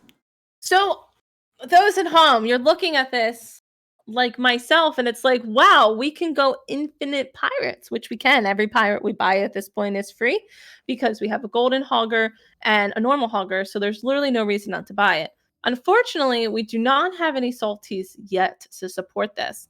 But originally, when I did kind of join this party, Agent was doing taunt things as well as a golden spawn into Zoth. So a lot of buffs were occurring. So I feel like right now they're just trying to find their footing, honestly. Mm-hmm. It's like, again, and then you have the rag. I feel like if I was them, I would just be hunting for a salty boy, a salty looter. Unfortunately, let me see how many people are going pirates. I think it's just Agent and Suzuru. Yeah. But Suzuru only has one, or at least I believe only had one. Two Lizas? Not Eliza's, salty looters. Yeah, looters, 2 of them that I remember. So this is kind of a little awkward. And then you have Tarpsy over here, as we're seeing, with the Golden Light Fang. That is a win condition in itself. However, Golden Hogger is a win condition too when you find the pieces. So, but that is a 30-36. That is quite large and in charge. It is now turn 10. A lot of these players are very, very strong early on. Very strong. Oh man. Unfortunately, oh wow. On my screen, we see Agent being taken out as well as your Mumkhead. Oh, again, partners in crime. What the heck? Agent and your Mumkhead. So concede your match. They're taking the 6th and the 5th, which I'm spectating Donde right now. So if we want to jump over to Terpsy. The Donde is at 1 life. He just gets smacked around by somebody. Where'd he go? He either got smacked around by Suzuru or his partner. So yeah, if I hear that Brushy was smacking around his partner, it wouldn't be unlike Brushy to smack around his teammate. He'd probably trash talking him in chat as well, right? You suck, Donde. How did you not dodge that? Yeah, why didn't you die? You're just gonna die anyway. Donde though, I'm looking over, which I will see. Oh, go ahead. I was just gonna say Donde at 4th is a great feat in itself too. Yeah, Donde's kicking butt. That's awesome. Congrats to just players being in top 4. Yep. We know when we're playing normal battlegrounds, that means you're already a winner. So nicely done. But do we buy it now? Or do we freeze? You could. Okay, so we could sell the 4/4 and buy the Mithrax and freeze for the 2/4. Okay. Oh yes, Tarpsy. I would freeze. You want the 2/4. You want it. You want it. You want it. No? Okay. You know what? I'm just here. So I personally would have froze before to put up my golem, but Donde versus Terpsy. So I got Donde on the screen right now versus Terpsy. Yeah, and I'm Terpsy. Terpsy is got some thick minions. Yeah, he does. But so does that's what Donde wants to have on his board permanently. Yeah. He's patiently waiting for that one. That's right. Oh, that was a really good hit though for Donde. Oh, chipping away. This is close. Honestly, a lot of it depends where this hit goes. That goes the 4/4, and this is a. All right. It's guaranteed right now. Oh God. Because that token comes out. So we see Donde taking a beautiful 4th. So congrats to Donde getting 4th place there. We love it when both players in Donde 8th are not an 8th. That's right. That is a victory in itself, right? And we get a ticket. Oh, so if we are Terpsy and we are in this situation, I don't hate discovering a new hero power because we can get George. I don't hate top shelf. We can just get an Amalgadon. We have good menagerie. Ended up choosing top shelf. These are not the ones we want, right? We're not really menagerie. Like we're menagerie, so we really don't have any repeat minions. It's gonna be, but that's what we want, and it's right there. So we're happy. We get to figure out a word for menagerie. Menagerating. Menagerators. Menageration. Say I'm Nicki Minaj. I guess it just depends what you're feeling. That's hilarious. Did you have anything we wanted? No. Get out of here. Get out of here, you goobs.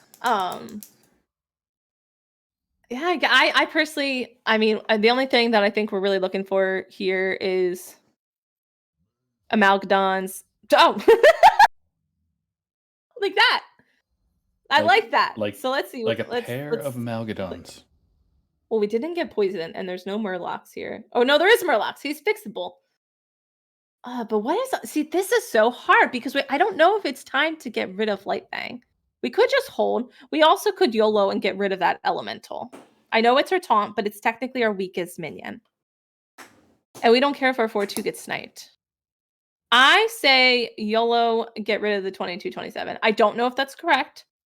We see that our opponent has mechs, so we already have our bumper, which we love. I don't know. That's just me. I don't know if it's correct. It's probably wrong. It's wasting a gold. But I'm sassy and I do what I want. So if it were me, that's what I want. It would be played, and then fingers would be crossing and all that jazz. Oh, that's cute. That's a 2020. Wait, did he get no? Oh, wow. No Divine Shield, no nothing on that bad boy. You don't often see a naked Amalgadon like that. You don't. Oh my Brushy's goodness. a first. Thanks, Brushy. Thanks, Brushy. This is close. Their boards are so similar. Ooh. That is so clever. The hits are just... I bet Brushy wishes he had that reset, though. It's, I mean... Not looking good for Brush. It isn't. But you know who it is looking good for? Terpsy. So... Good job, teammate! The boats are coming out. Oh, I hope so! Out and about, this Canadian version. Oh my gosh, I am just so proud of both of them right now. So we see Suzuru and Terpsy sitting pretty in their 20-something healths. They're laughing. I can just imagine the conversation that's happening right now. I hope they roll for a boat. I hope they do. Virtual high fives. Exactly. Couple of F yeahs, maybe. Oh, now we buy that? I'm just kidding. I'm so sassy. I need to work on that. Do I? Actually, I don't think I do. Where's the boat? Oh, we're going to go thick Amalgadon. Great Amalgadocious. Amalgadocious. I like that. Oh, that Nadina's nice. Oh, I would have picked Nadina. I know we have the I guess we have selfless, so maybe we don't. No, I think I would have. No, I think I would have replaced the 4-2 with the Nadina. I think I would rather, because it like targets our Divine Shields to Amalgadon and the Dragon. This one could potentially hit the 4-4, which is like bad. All right. So I'm interested to see. So is Suzuru just coming out with the boat? I wonder. I doubt that. I bet they're probably like going full force. Yep, full force. Listen, Kyle and I are the jokesters of the team. So, oh, this is close, but we're not gonna tell you for those at home. But it is close. It's risky and it's refreshing itself. It's truly. Oh look, the 4-4 didn't get hit this time. There's a first for everything. That is a golden Baron. Okay. I think the fact that the Amalgadon lived is pretty crucial to how this will turn out, but I think if the Amalgadon did get hit, this would be different. But the fact that we still have 2 30-something minions alive... My God, the hits keep coming. Forever, ever. Forever, ever. Forever. Oh, looks like Terpsy's... Oh, man, looks like we're tying it out. All right, gentlemen, get the boat. Read my mind. You know what I want to see. So do it. I'm specking Suzuru right now, and there's 69 seconds left to choose. Nice. And no boats in sight just yet, so maybe they're talking it out in chat. They are. They're not even rolling.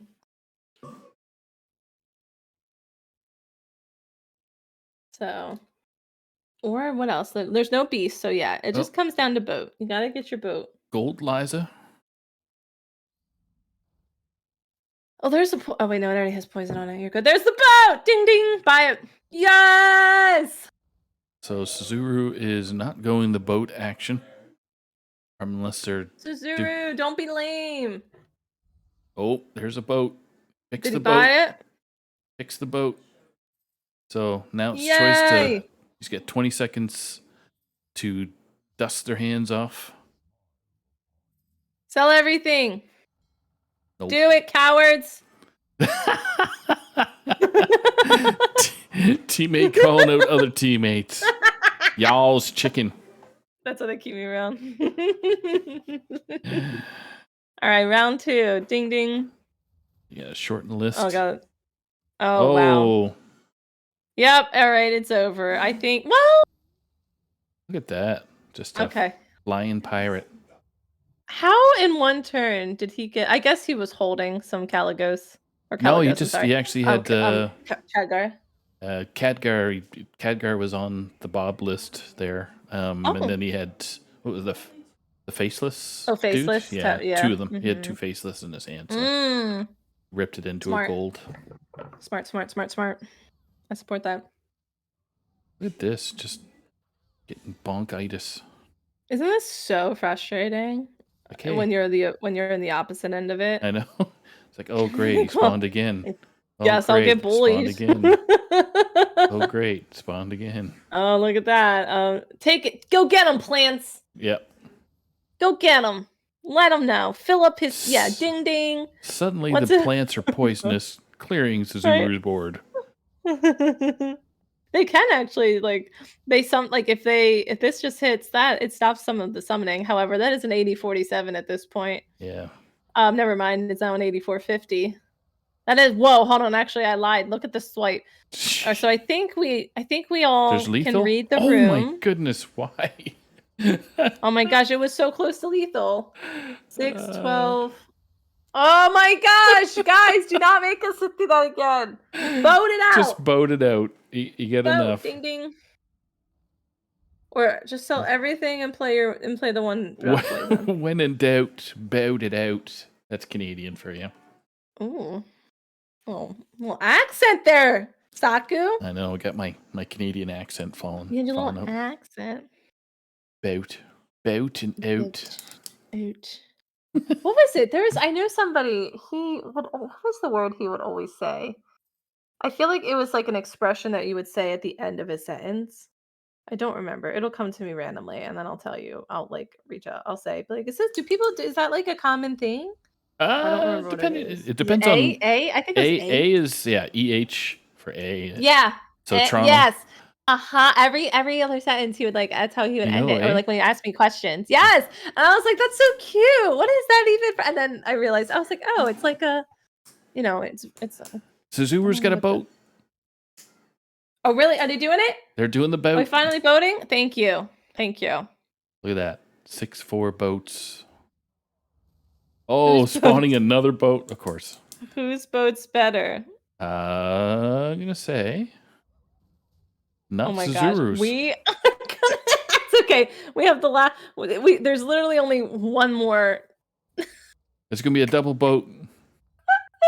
Do they go for triple boats? Oh my gosh! They get a freaking free. Make a friendly minion gold and turn. Do it, and don't tell him. No, get the bones. Do it. Cheat. I'm not gonna win. That's simple. I would make mine gold. They're having some fun on the team, so naturally. Getting some team exposure here on the THL stream. You know what I'm saying, eh? Yes, I love that. I think it's adorable. The A? It's when you finish your sentence, you just add the A. Way to go, eh? Way to go, eh? I don't sound natural. How you doing, eh? It's just so adorable.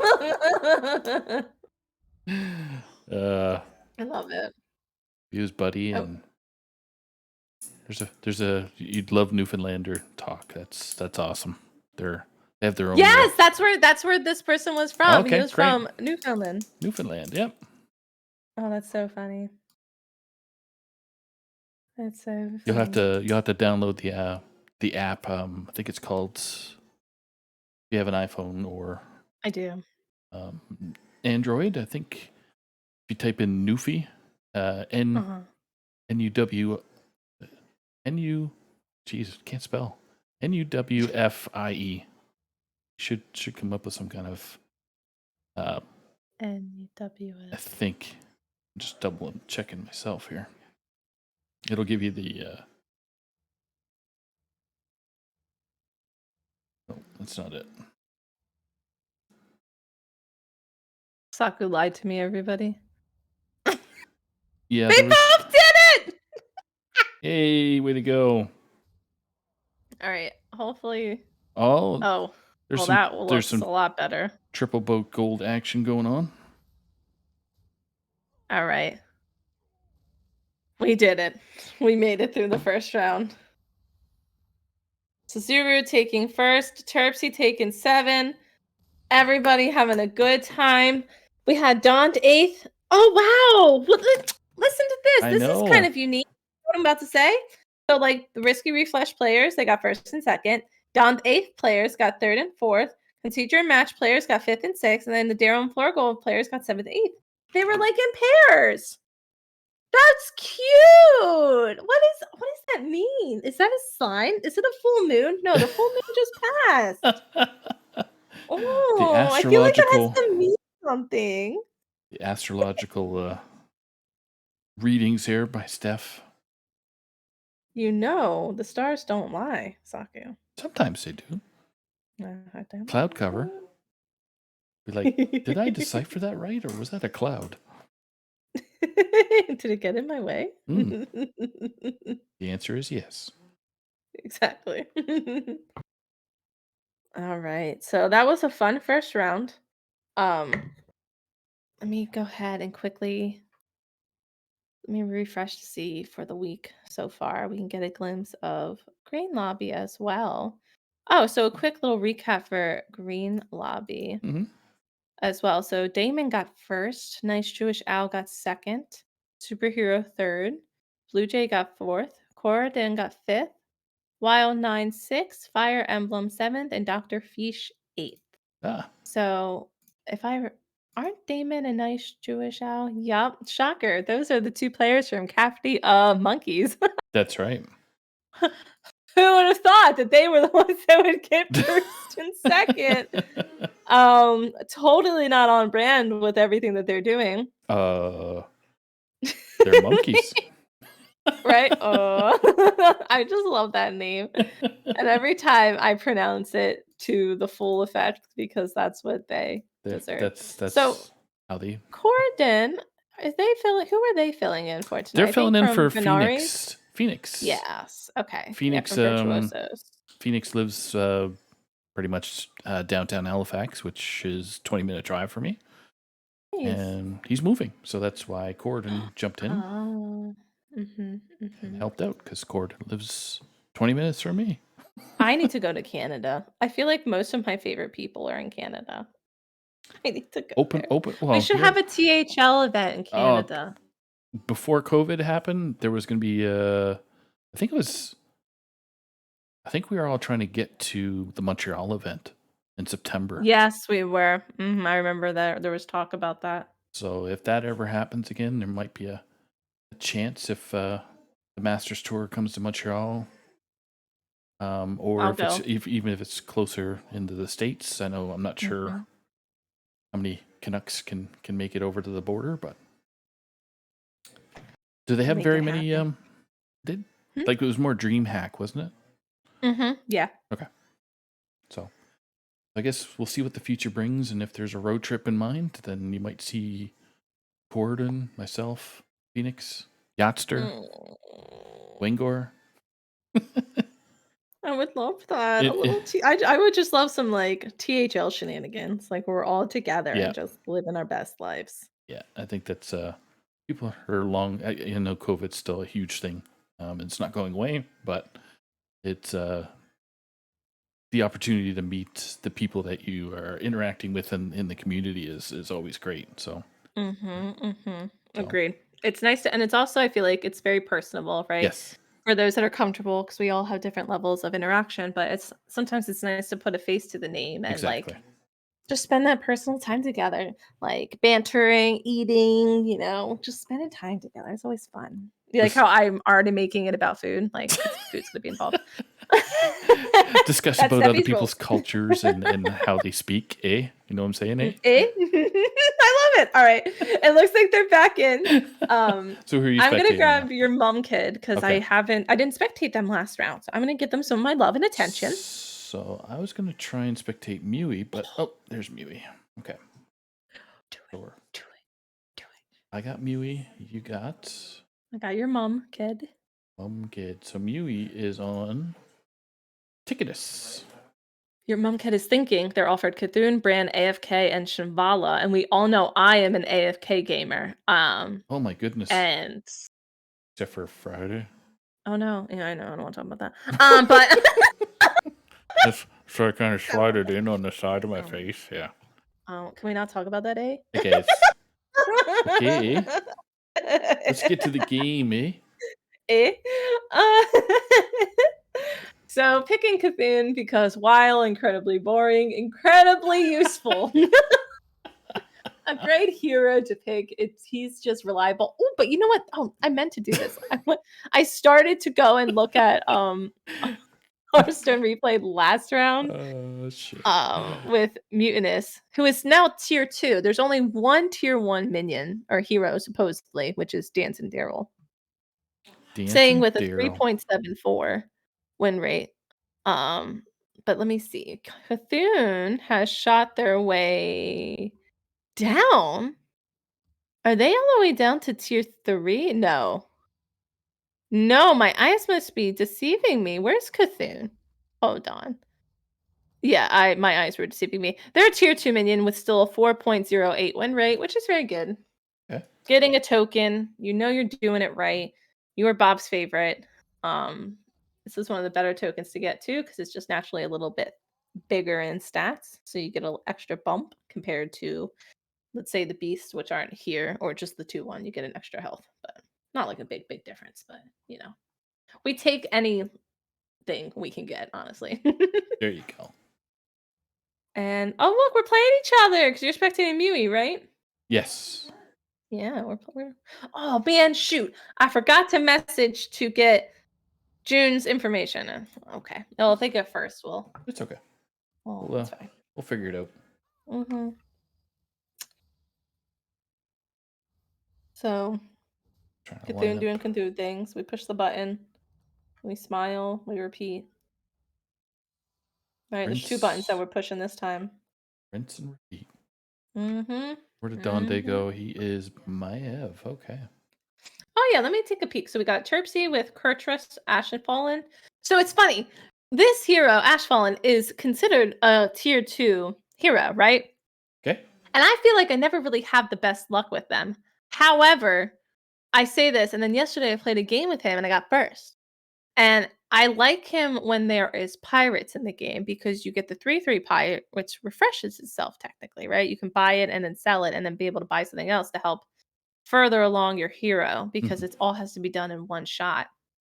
Just some like food for thought. We also see Terpsy leveling to 3 this turn. I'm assuming, is playing Suzuru because that is it is.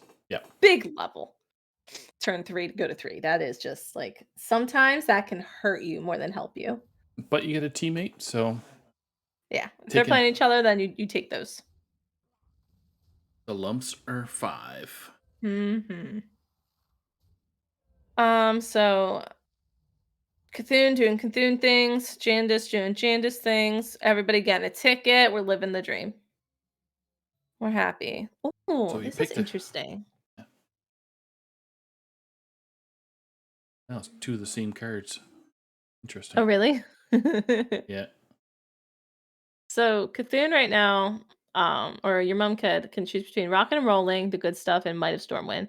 I was gonna say, I know that the good stuff has become better with the slight buff to it, with now allowing your minions to instead of it being +3, what was it? I believe, or I don't remember the +1 it was, now it's +2.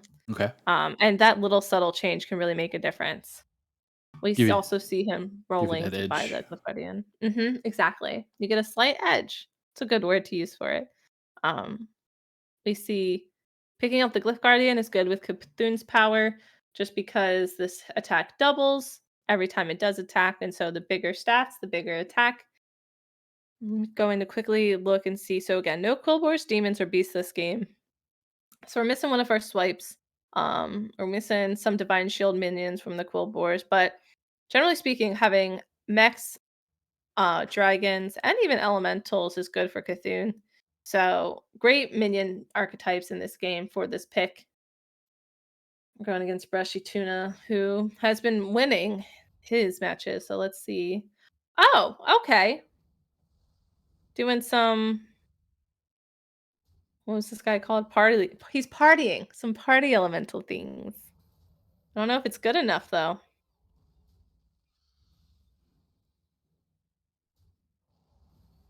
Not quite good enough. Nope. Sorry, Brushy. Not quite, but still in 4, so you're still sitting pretty. What's a pair? Typically, you like to level in hero power here, but that's a pair. You can always buy the 3/5, sell it, and then buy that and hero power, or we can just hero power. I don't hate that. I wonder if you consider freezing for this pair, though. I don't 100% know what I would do in that spot. It's conflicting. Terpsy's sitting at 4, or like tier tavern 4. And I already got one of the hero powers off, so there's still 2 more left. Buying 4 minions and 1 turn to give your hand and board +2. And then the last one, it gives you a permanent buff. So, interested to see. Not freezing for this pair. And I guess that's fine because again, I was just commenting earlier about how strong the Tavern 3 minions are with this hero power. Glyph Guardian, I feel like looks good on paper, but sometimes can get left in the dust. I actually understand leveling here simply because you're going to lose to Cthulhu. But you also know Cthulhu doesn't have a lot of minions, so you're not going to take that much damage. So don't hate the go to 4 here. Now you just need to hope that you can find the minions that you need, because this hero power truly relies on being mana efficient for Terpsy. What's going on over on your end? Oh, also, I don't see it on Discord anymore. So when you have a second, if you could please share your screen. My screen, yeah, that's right. It hopped away. You know how Discord is. Just like how BattleNet likes to test us. So does Discord. that was a user error or ID 10T error. I still blame Discord. I'm blaming Discord. I got you, suck. I'm blaming Discord. Discord has discarded me. So. It's discarded. I guess playing partners, because we're holding minions in hand. Let me double check. Yep, Agent and your mom kid are playing each other. Yep. And I'm on Mewy right now, so after the next turn, we can flip over to Perfect. Mewy, who is rocking Ticketus. Love that.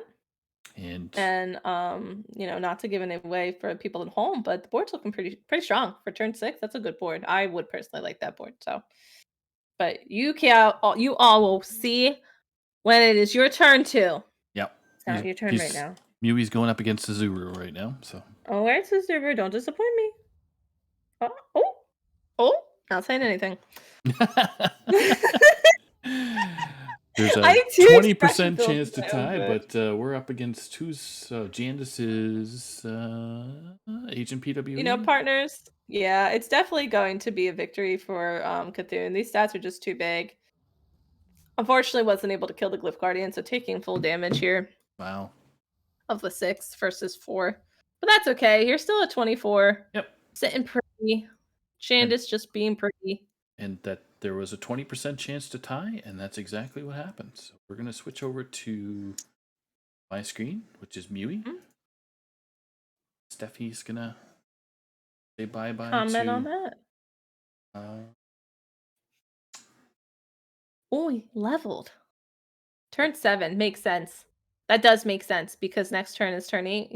They're gonna get 2 tickets. So I got a question for you. What's up? HSR.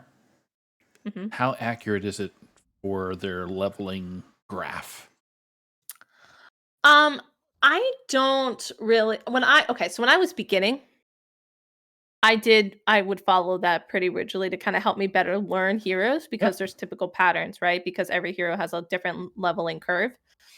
But now that there are some new strategies kind of hopping out, for example, the staying on 1 curve, I think a lot of people were calling it the Chinese curve. I think that was popular amongst Chinese players. They were doing that, where you stay on 1 and then double level on turn 5 to get to 3. Okay. That definitely has changed it a little bit, and I believe Hearthstone Replay doesn't reflect that. But I do think it's a really good beginner tool to help you better understand pacing in the game. But sometimes, when you're in the real, there's good times to power level, and sometimes you're so weak you have to stay. So that's kind of my perspective on Okay. that whole shindig. So, as a fairly, I'm not going to say new player, but I don't play very often, so I don't get to see the trends and when I should do that. And I found it pretty helpful. Obviously, you have to subscribe to HSR because it doesn't come with your perks. Battlegrounds info. By default free. But yeah, I found it pretty helpful, and I didn't really pay attention to the comps because you don't know what you're going to get. So I just paid attention to the scaling from a tier side, and I did better. Like you said, it was just a beginner's guide to get a feel for that particular hero. I think that's the best use for it, personally. I like that we took the 6. I was hoping that's what they would pick, is the Discover, because we were planning on leveling here. I wonder if you just... No. I don't really like any of this. I think we just roll again. What are we looking for? Our swipe's not bad. We did pick up the Eliza, which is a win condition. You have 3 different types, so like the whatchamacallit's really not bad. All right, I think we just freeze. I don't think we use our coins to roll. We're at 6. We had a hold. That is a brand, though. Brand's a win condition. And you have 3 types already. 4? No, wait, 2. Yeah, 3 types already. Interesting. It's hard when you're trying to go mechs. Yeah. And then the opportunity to change. Like, that's definitely that's a call, like, from playing. It's hard so to many. leave it. Yeah. Yeah, right? Because, like, mechs, like, it dominates your board, right? And there isn't a clear, strongest mech minion that you have. So I don't know. It's hard to decide if you want to when to transition, if you choose to. Like right now, these 5, the 5/5 and the 4/5, the coins. You're at 6 now, so I really feel like that's like the next thing to go. Also, the 6/8 will probably be the one to go soon too. Tier 6 at turn 8 is pretty fast. That's very good. Especially when you're not, like, I just transitioned over to Suzuru, who is Omo and also a tier 6, but that's more expected. It's supported by your hero power versus Ticketus.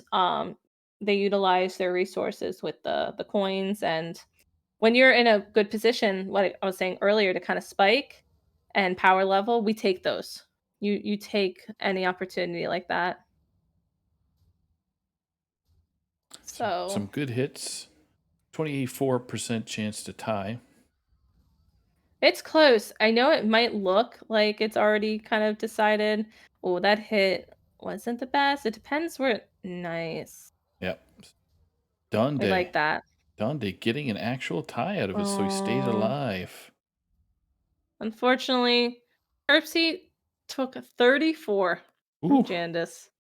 So it sounds like Jandis got a high roll spot and Terpsy was the one in the way. However, getting that second place 34 definitely balances out.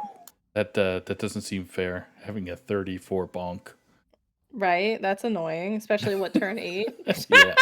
I know, I'd be racing. I'm here to play. Wait a second. Why am I... What? I'm 8th. I got hit so hard I'm in 9th place. What's going on? Exactly. It happens to the best of us. Yep. All right, so now we just see grabbing... Really, I'm always fascinated why people buy him. I guess he's holding, or they're holding the Archdruid. I'm always fascinated when you're playing Menage. I guess because you're at 6, so you're trying to hit an Amalgadon, but like, how's it any different than just rolling? I don't know. That's just I'm not 100% on the line of play for that, so it just fascinates me that, like, I always, like, a minion that I always grab when I see it is like the Faceless, right? That's a minion that I will always grab. But I always see a lot of people grab that minion whenever it's in the shop, and so it's interesting to me. Hamul, they always grab Hamul. I see like, and I think we've seen that a lot tonight too. Like, even when they were kind of had like a mixed board, I still see a lot of, more often than not, grabbing it. And to me, I'm like, oh, that's interesting. So he's going up against Brushy Tuna right now, who's Silas.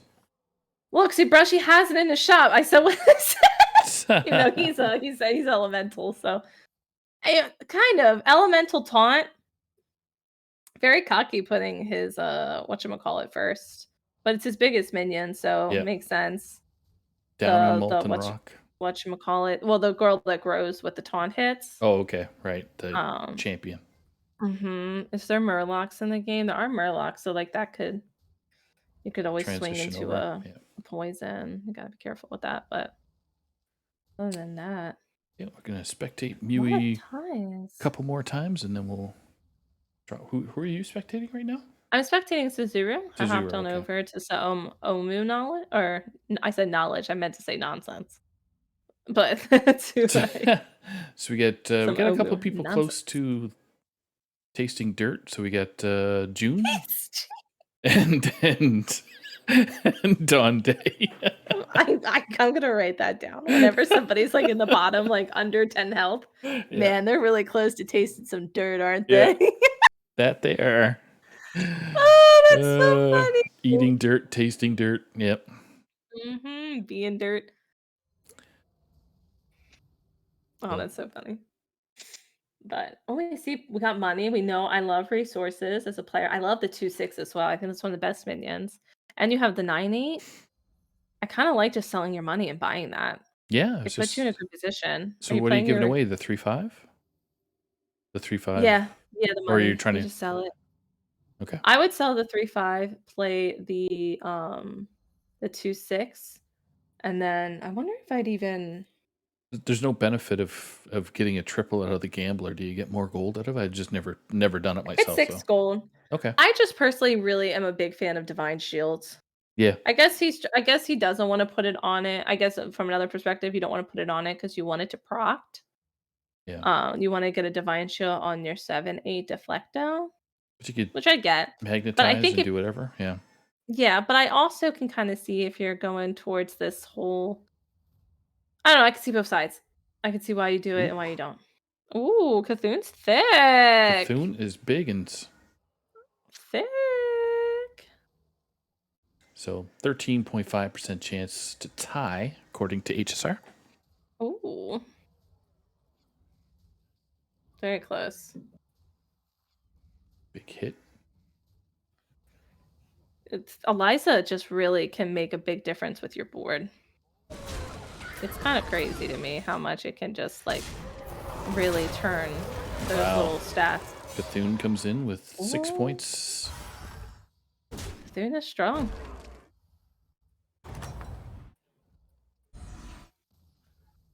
All right, and you're gonna see a couple friends being taken out. Yep, we see Donde at 7th and Agent at 6. So let me go ahead and put that in. So we'll jump over to your player right now. Okay, I'm watching Suzuru, who is fighting the dead guy. Got some we're seeing some shenanigans going on here with Double Amalgadon Caligos. Really looking for either a Nadina. Not at this point, she's playing the dead guy, so I feel like you're kind of comfortable just looking for these whatchamacallit, the word I'm looking for, battle cry minions. She is. Eventually you want to find that nice Nadina to really put you in a comfortable spot. I don't even hate trying to find a like get the Nadina and the, what is that minion called? The 4 mana gives your taunt, the Argus, or finding an Annoya module to put on one of these Amalgadons. So you have a perfect Amalgadon. Either way, very strong. 6 drops are really good. So getting them as early as possible feels good. Agreed. Yep. And then I see you're spectating Brushy, who is just doing. He's just big things. Doing elementary stuff, my dear. Pretty on brand. Oh. But so let's see how strong or weak this dead guy was. It's hard. This build struggles a little bit with stats. Dragonoid though is interesting. I feel like we've seen a lot of the Dragonoid tonight. It's not a minion I often go like gravitate towards. I don't think he's bad though. He gains stats, which is always good. That's kind of clever. No Eliza. No Eliza, which means the boat is a bad boat. Bad boat. Good boat, bad boat. Good boots or bad boots? Brushy takes his win with 9 points to your mom kid's face. So Whoa, knocking him out at first as well. ooh. It's a ticket turn. We love these. Brushy's he's getting a spell. Oh, you take ace block every time. So we see new hero power. 6 are tiers. I think actually all 3 of these are great picks versus Yuru.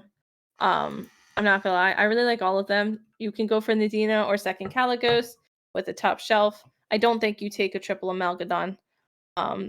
If you're feeling sassy for a new hero, he ended up taking the top shelf, got the Nadina. You love to see it. It's a good position to be in. And now again, we just continue on with the battle cries and make our opponents cry because of that. That's what we do. The high pitched whine. Nope, that's not an ambulance. That's just Brushy Tuna being sad.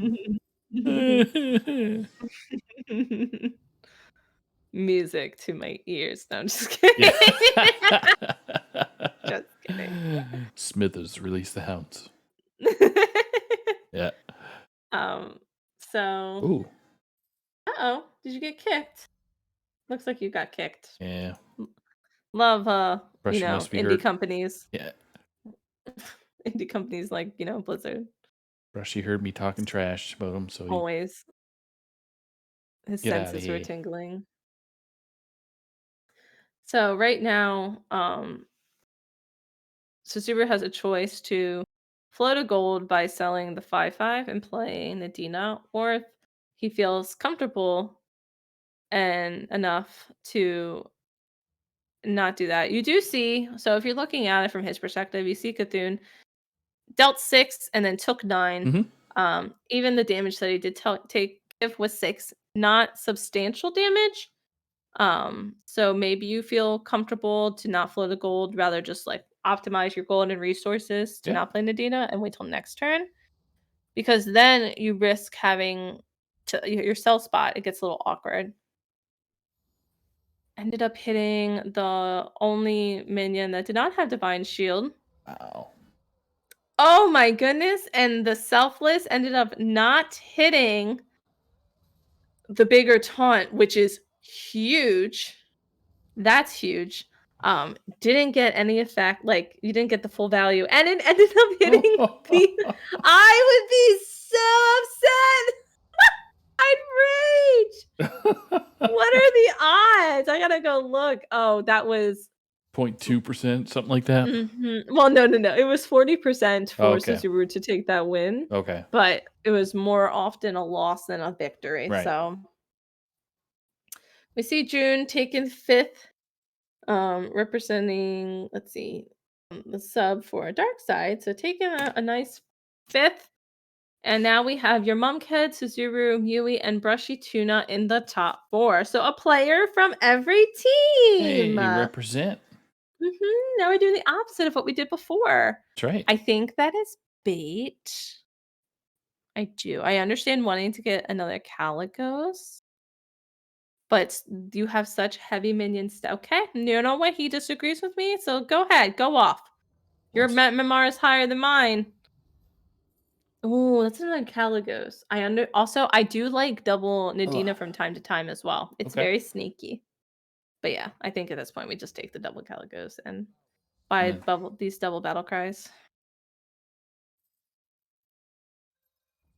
Cali geese. Because it's not single. The geese.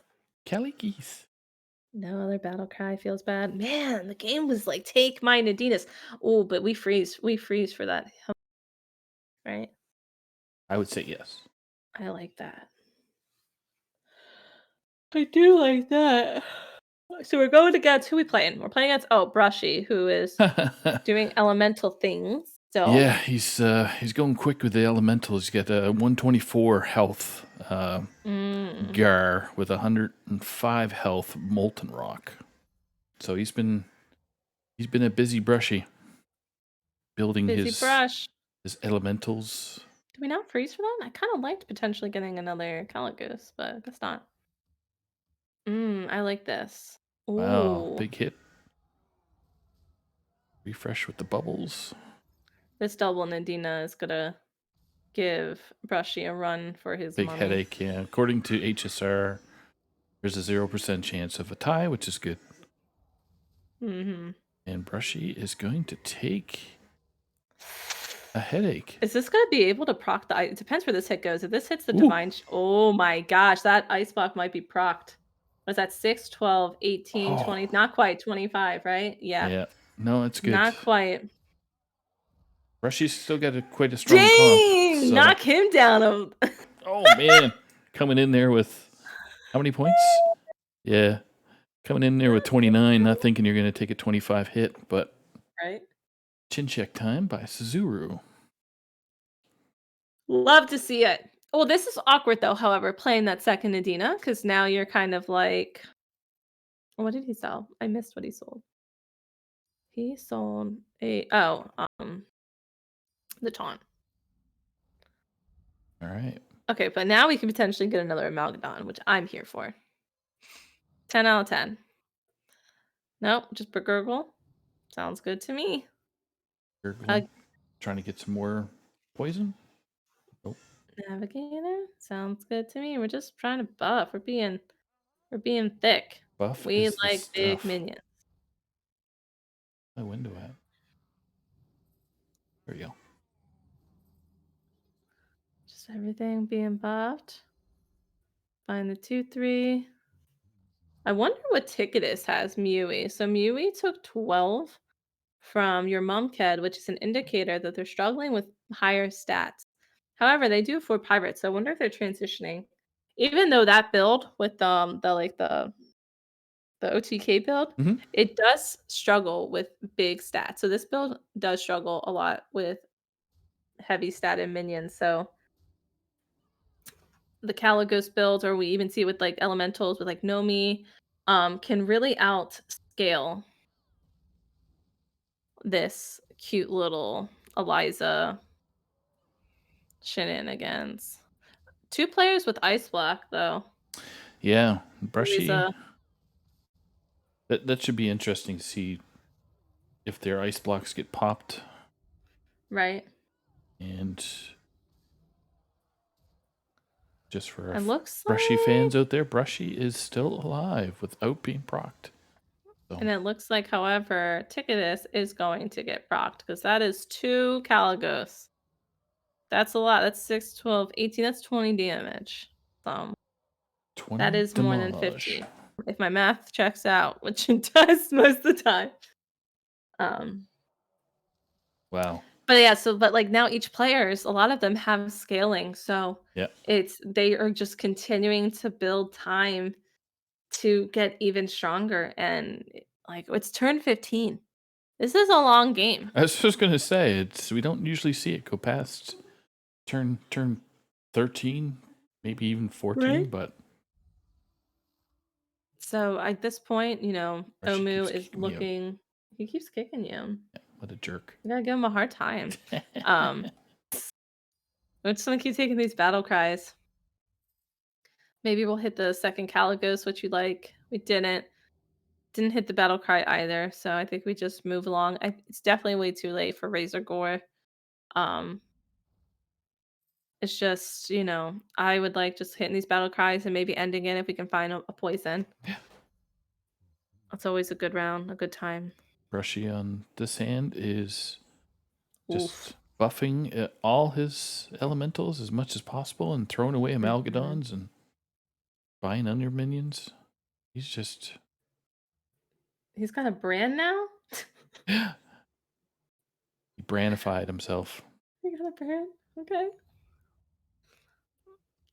Brushy probably feels kind of stuck. I'm shocked that he has only found one of the that 4/4, by the way. Starts out as a 4/4, is now a 70/73. I'm surprised he's only found one of her. I'm shocked because like at this point in the game you would think it'd be golden, and it's not. It's wild to me. While over here Suzuru is fighting for his life. This double Nadina though is really putting his opponents, giving them a run for their money. However, this hit is detrimental. All right, it depends. Oof. Big 112, yeah. Zuru stays on the board. Stomping. Taking out your mom kid with what were the odds of that one? That one seemed very close. Oh, it was 72 for him to win. Never mind. I mean, that's still close. Wait, they're already getting another ticket? I feel like this just happened. I love this. Brushy lives another day. Golden and return it to your hand. I guess we just take big winner here. Or it really kind of depends. If you hit this triple and you hit another Calicos, and then you can return it to your hand to make that one. Yeah, everybody's got the same cards. They got the samesies. I like this. Big winners. What Brushy took. I like this. He took rolling the one dice. That gets that, and then we buy another Calicos. Oh my god, 3 of them? Or I guess you don't have to. You could just buy your battle cries and skip it. Ended up choosing 2. We're down to 3, so we got Suzuru at top. We got Mewy at second with Ticketus, and then we got Brushy at third. We do, and right now Brushy and Suzuru are about to fight. So this is they both are focusing on big stats. Yep. As well. But Suzuru has an upper edge with Divine Shield, which is something that Brushy does not have. How many poisons? Just one? Suzuru doesn't have any poisons, but he has double Nadina. So with positioning he does have one poison. I apologize. His perfect Malkaton. But he also has the double Nadina. Gotcha. Which really gives him that edge. And we don't see any, like, he has that, okay, he's going to be able to give that a Divine Shield, but he doesn't have any selflesses to really support that. Right. So 47-22 for Brushy. Champion of Yashar. That is big. That minion does not skip leg day. Oh, the slightest. Wow. So that okay. Yeah, so we see so we see that Suzuru did remember that Brushy's board was quite thick, large. Yep. Oh, but that was not taking care of business. And how much? Feels bad, Brushy. Double third for Brushy tonight, which is very respectable. Yep. And we see Suzuru obviously going for that double first tonight, and I'm here for that. So we'll see. Still has to take down Mewy, who is a respectable player and obviously is very strong and knows what he's doing. So interested to see how this plays out. Again, though, what I was saying earlier, though, is that I do feel a lot of times just being able to develop these stats can really give you an edge to the these OTK build if Mewy's not hitting the Golden Baron and Golden Khadgar and Golden Eliza, and right now he only has 1 triple. So that is telling that we know all 3 of those aren't golden. And 3 turns ago he didn't even have a Khadgar. And he only had 1 Baron. So eventually your stats run out. I like playing this 2-4 because again, Suzuru knows the type of build that Mewy has, and this 2-4 can pause the spawn, the spawning of the little pirates, the 1/1 pirates from the Scallywag. Yep. Which stops your opponent in their track. No repeats here, Scallywag. But interested to see. I now just looked over, so I have a sneak peek of what is going on with Mewy, and this should be interesting to see. 1% chance to tie, folks. 1% chance to tie. All right. But I'll be honest, it's not looking good. For one player. Yep. 1 player only. I don't know, that poison, though. We'll see. That poison really is an edge. Yeah, with Wind Fury. See. Right? It's annoying. Oh, never mind. You got the kiss of 67. Oh, never mind. Is correct. All right. I think we all kind of can see what this is going. Yep. Mewy coming in respectfully with a nice second place, a good recovery from the first round. Just shows you great players can have bad rounds as well. And then Suzuru taking a double first place. We all know I'm not mad about that at all. Nope. Go teammate, go teammate, go. So, wow, how do you feel after watching all of this chaos tonight? Tired because that was a very long session there, that second round. But it was great to see what comps actually came out of it this time around compared to last round where it seemed to go super fast. It did. And no boats this second time, unfortunately. No boat No off. boat action. Nope. No double trouble with teammates. Nope. But talk about a wild ride. Suzuru getting double first place is going to end. I just went to look at the lobby for the week. Right now we're still waiting for a few points, including Suzuru's first and second round, at least on my end. So I'll have to make sure he's reminded to put his stuff in. But obviously, we know we get double first, so that's what we 20, do. We are the witnesses. So 20 that's points. 20 points for the team and for himself. That's going to be putting him at 46.3 points. Jumping him up to some of the highest points with the players. We have, Canoe coming in with 49.5, as well as Damon with 49, Turtle with 40, and then some of the other players, Youngster 38.5, Nice Jewish Out 39.5, a lot of players. Riots 38.5, Steffi 39.5, Lol Ninko and Brushy getting the 38. So we see a lot of heavy hitters spread throughout all of the different teams and other great supports from other teammates. This is a great week 3 of BGs. And Saku, correct me if I'm wrong. So this will be going on for 8 weeks, correct? Or is it 6 weeks because it's a smaller group? Just checking the schedule. I got the schedule here. Just give me a sec here.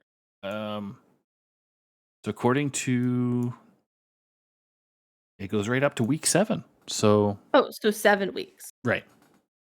So week 7 is regular season. Weeks? Yeah. Regular seasons would be right up to week 7. And week 8 will be the start of playoffs. Gotcha. All right. So we are almost at the halfway point, finishing up week 3. Really next week, after we finish up week 4, I think we're really going to start, nailing in who's a given for the top 4 versus who's, going to be wiggling their way up there with a few more points. But and I don't want to. I guess Crafty Monkeys is at current points right now is 69. So nice. Crafty and 178 total. 178 total. That is like I want to play with these guys. I want to get to know them. I want to be their friend. They seem like they're doing great. Yeah, this another great Sunday casting with you as always, Saku. Thank you, honey. Appreciate it. So that pretty much wraps up our evening. Trying to think what's on tap. I think there is going to be a show with the Around the Saloon with Mako doing his thing, and I'm not sure who the guests are going to be. I don't think it's finalized yet. Let me take a little peek. I know that there were some back and forth on who will be around this week. Gotcha. All right. So, but other than that, you got Hearth Center. It's going to be back, depending on schedules. There with Ron Mexico, DeCharmo, and friends on Tuesday. With Tavern Talk with Dr. Fish on Wednesday. Then we got Thursday Throwdown, Friday Night Fights, Saturday Salty Saturday. Then we got Sunday Showdown, as you are viewing tonight, and then we get a couple School Stones in there in the afternoons on Saturday and Sunday. So all kinds of shows, all kinds of interesting talking points there through the week with the first 3 days of the week. So anything else you want to add tonight there, Steffi? I'll just thank you all for joining us for this fun night of all these different matches that we are always brewing in THL, and we're gonna do it all again next week. So yeah, and we'll see what the announcements are going to be on Tuesday. So I at can't wait. what is it, 9 p.m., 9 a.m. Pacific, I believe that's what the announcement was from. Yeah, because it's 1 p.m. Eastern, Yeah. and I'll be at work. But Yeah. maybe that's when I'll take my lunch break. Both of us will be. What is going on? So anyway, Maybe that's when I put my do not disturb on that's my right. office door. Get out of here. So, but for Steffi and myself, have a wonderful night. Be safe out there. Love y'all, and we will see you Monday. Bye, everyone.